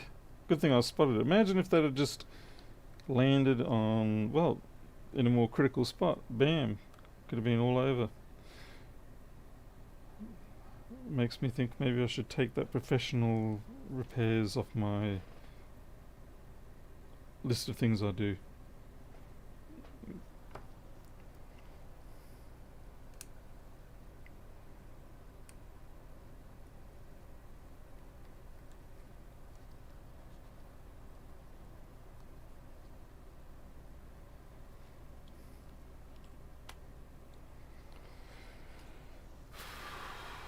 Hey, Greg. Sorry about that, mate.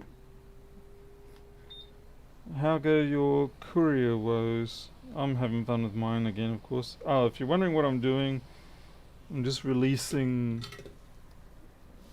the adhesive for the, I think it's the Touch ID power button.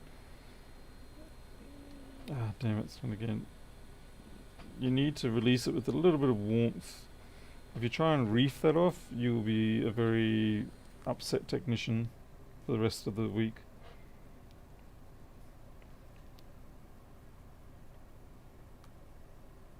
Yeah, so already it's stuck back down.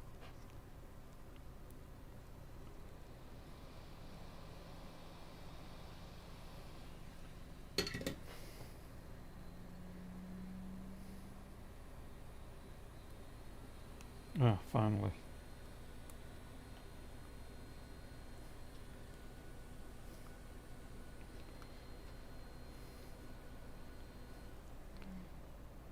I think we've got enough to boot. Let's see how it goes.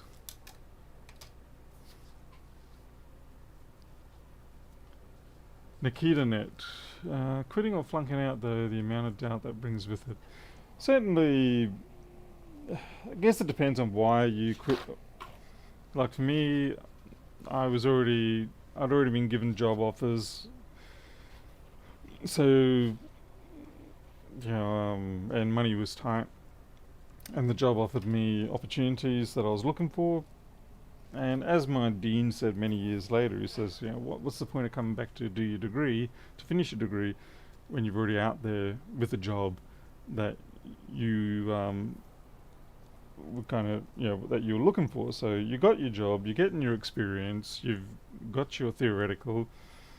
Why bother coming back to finish your degree? Other than if you do want a piece of paper, sure, but in terms of practicality, there's no compelling reason. Hey, Ruggers. Hey, keep them well. Alright, so we're booting. Just waiting to see it. Come on, give me an apple. Okay, that's a bit of concern. The screen is very grayed out.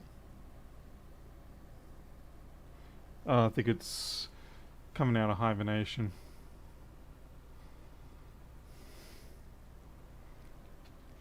Yep, it just came out of hibernation, that's all. You can see the cancel button there. Yeah. So we've got to win. Itty bitty little cap.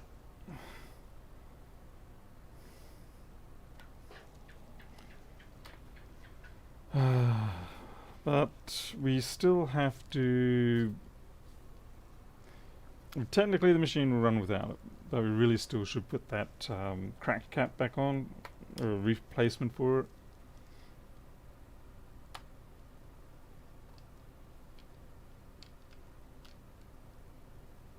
Yeah, Steve, I hate that sort of scenario. That's why I can actually hold a machine for a week or so simply because I'm not confident enough to call the customer up to say it's ready. Because I feel like, you get sometimes the feeling that something's not quite right with the machine, even though you think you've fixed it. If you feel like you haven't gotten that absolute smoking gun solution, and so you just keep holding it and testing it and hoping and holding it, and yet as soon as you give it back to them that evening, you're going to get a call that they desperately need it fixed because it's faulty again. They want a refund. You've got to come out to their place, fix it there on the spot, or give them a replacement. You know how it goes.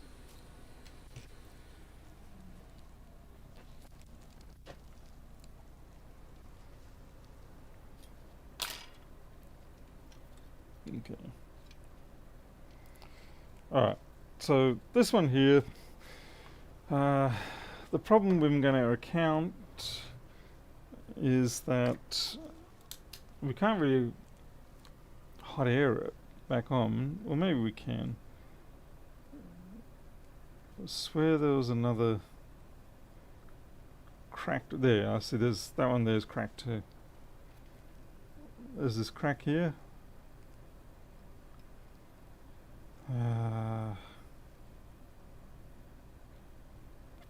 So those two I probably want to replace. I could leave that there, but chances are it's actually going to fail. The true cap that was at fault in this machine was C7032, which was this one here. These ones are cracked, but they weren't actually shorted. And that's why I was saying when I took it off that I think it was actually due to hot air that they cracked, not due to internal fault. And for once I actually got it right.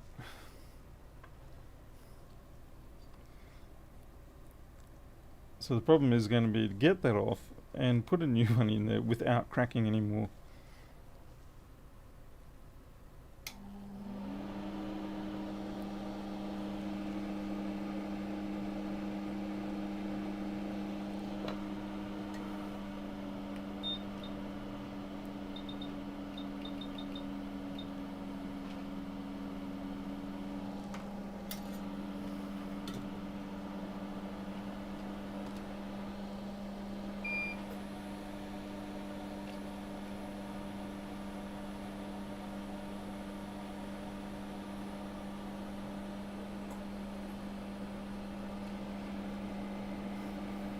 The only trouble with tweezers is that chances are tweezers won't have the power. Now I'm not actually trying to desolder it here, I'm actually just trying to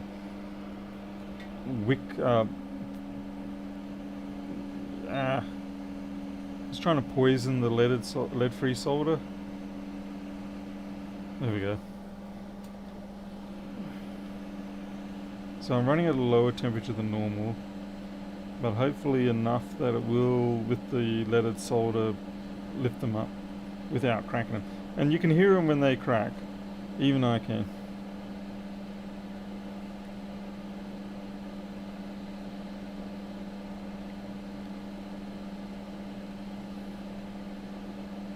There we go.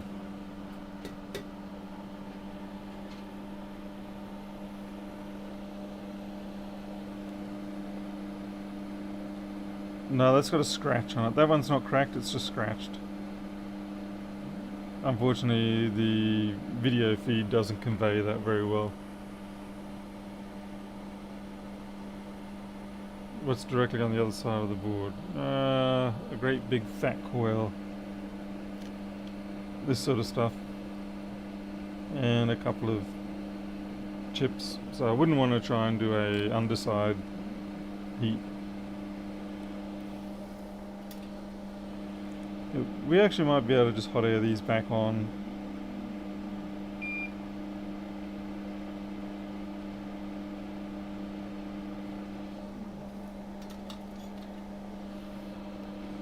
Now I'll transfer the others from the other board.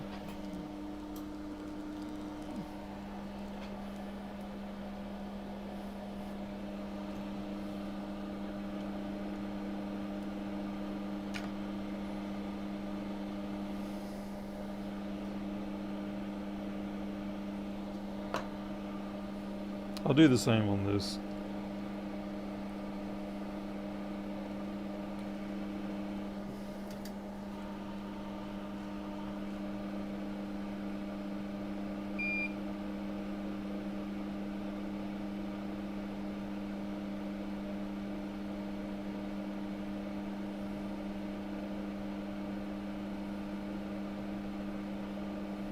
Yeah, that'll be enough leaded.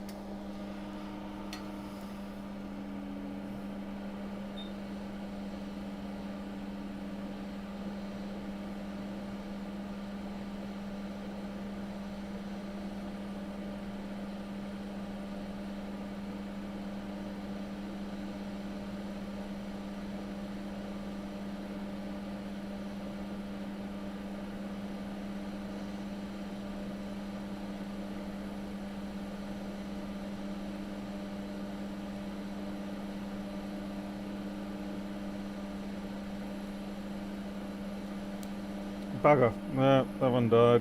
There, see how that just popped? Looks like these are actually bad ones. My bad. Alright.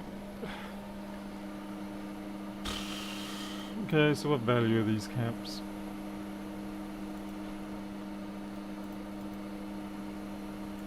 .8, 35 volts.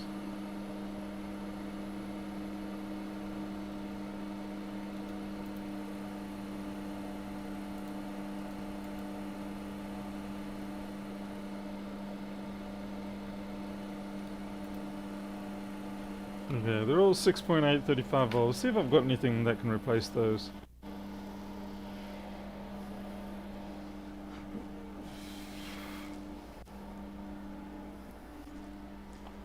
Let's see. Caps.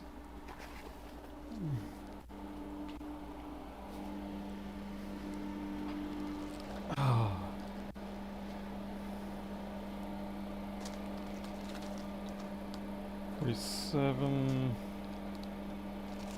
The 35 volt side of it is what makes these difficult to replace, because most of us will have 25 volt rated caps, but having 35 volt rated is not as common. I'm pretty sure the 1466 boards have them. I might be able to snare one off there.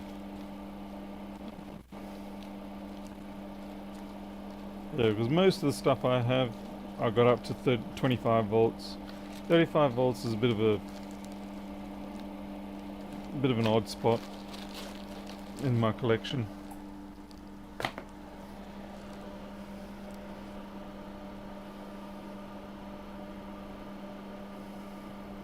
I've got some fairly decent cap kits in the sense of just the sheer number of caps that I've collected over the years. But like I said, these ones are a little bit more out there. Find a part. So 6.8.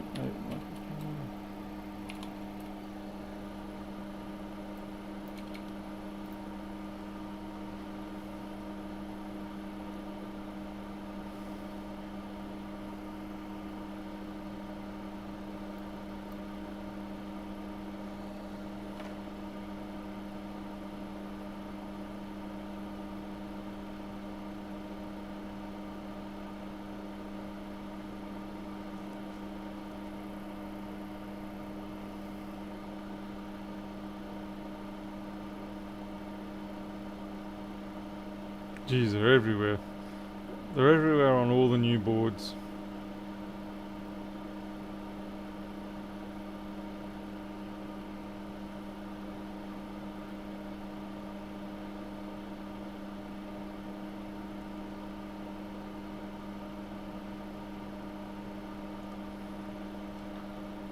Yeah.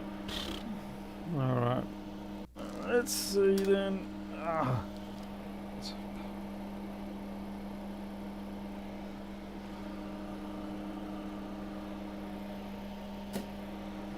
Maybe I'll just try a lower voltage.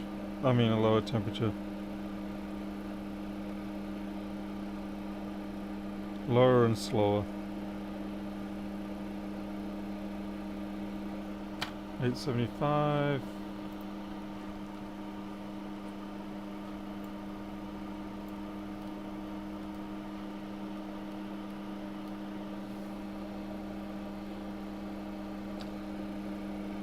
Yeah, here we go. Basically the same thing. Microscope.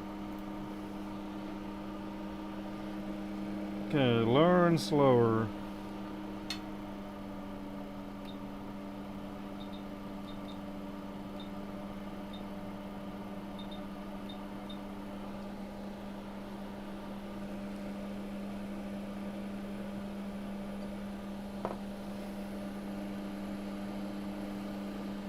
If this doesn't work, then I will try heating up from the reverse side.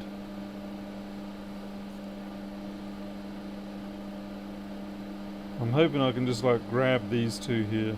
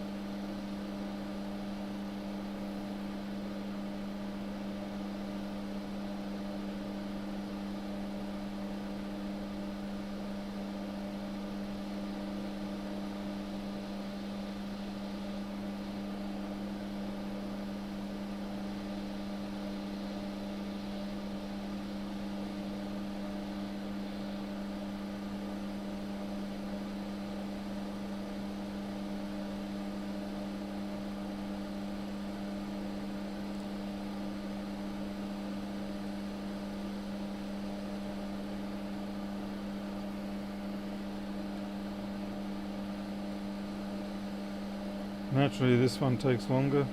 Great, they're already off.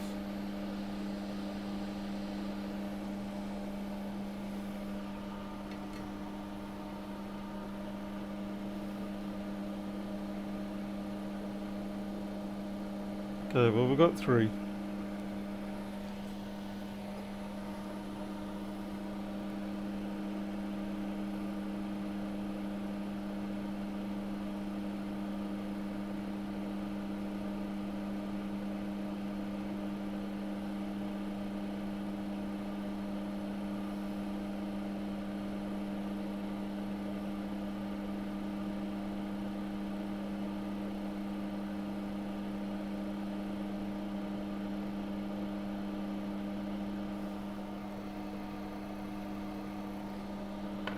Seems like they didn't mind that heat profile, so we'll use it again.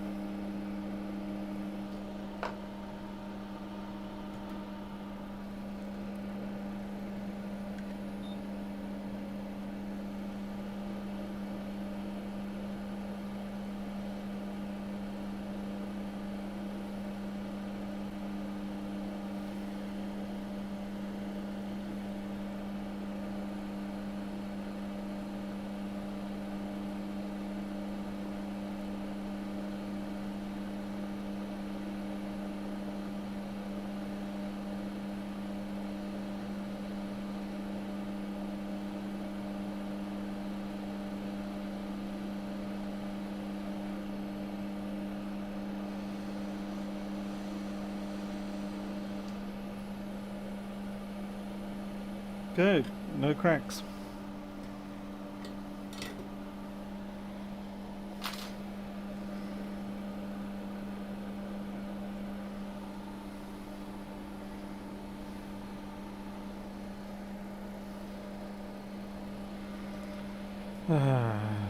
And I will be putting this board through the ultrasonic because it's got all that other trash from the previous attempt.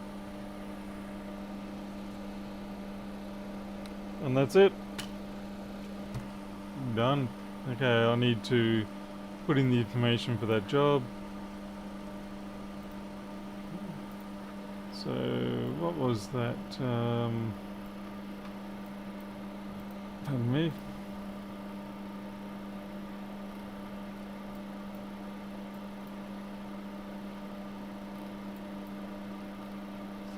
$70.32 is the actual short. Actual short.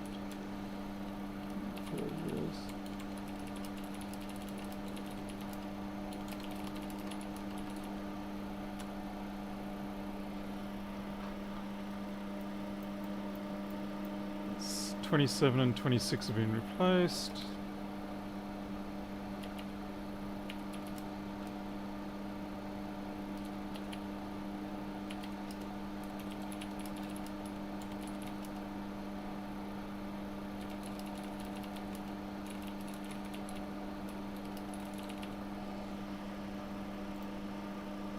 Okay, that's good. Now I just got to try to do that for every job. Alright, well that's it for tonight then. It's, crikey, it's almost 1 o'clock in the morning, so this is why it's bad me doing more than one repair at a night. Is that I just carry on till the wee hours of the morning and I don't even realise. So I'm going to get in trouble now, and I'm going to blame you all. So when a leader yells at me, I'm going to say it was the YouTube chatter's fault, not mine. I was making money, they were distracting me. Alright, I'm out of here. You'll take care. I'll see you next time. Not sure when that'll be, but hopefully it shouldn't be too long. But in the meantime, I'll catch you later.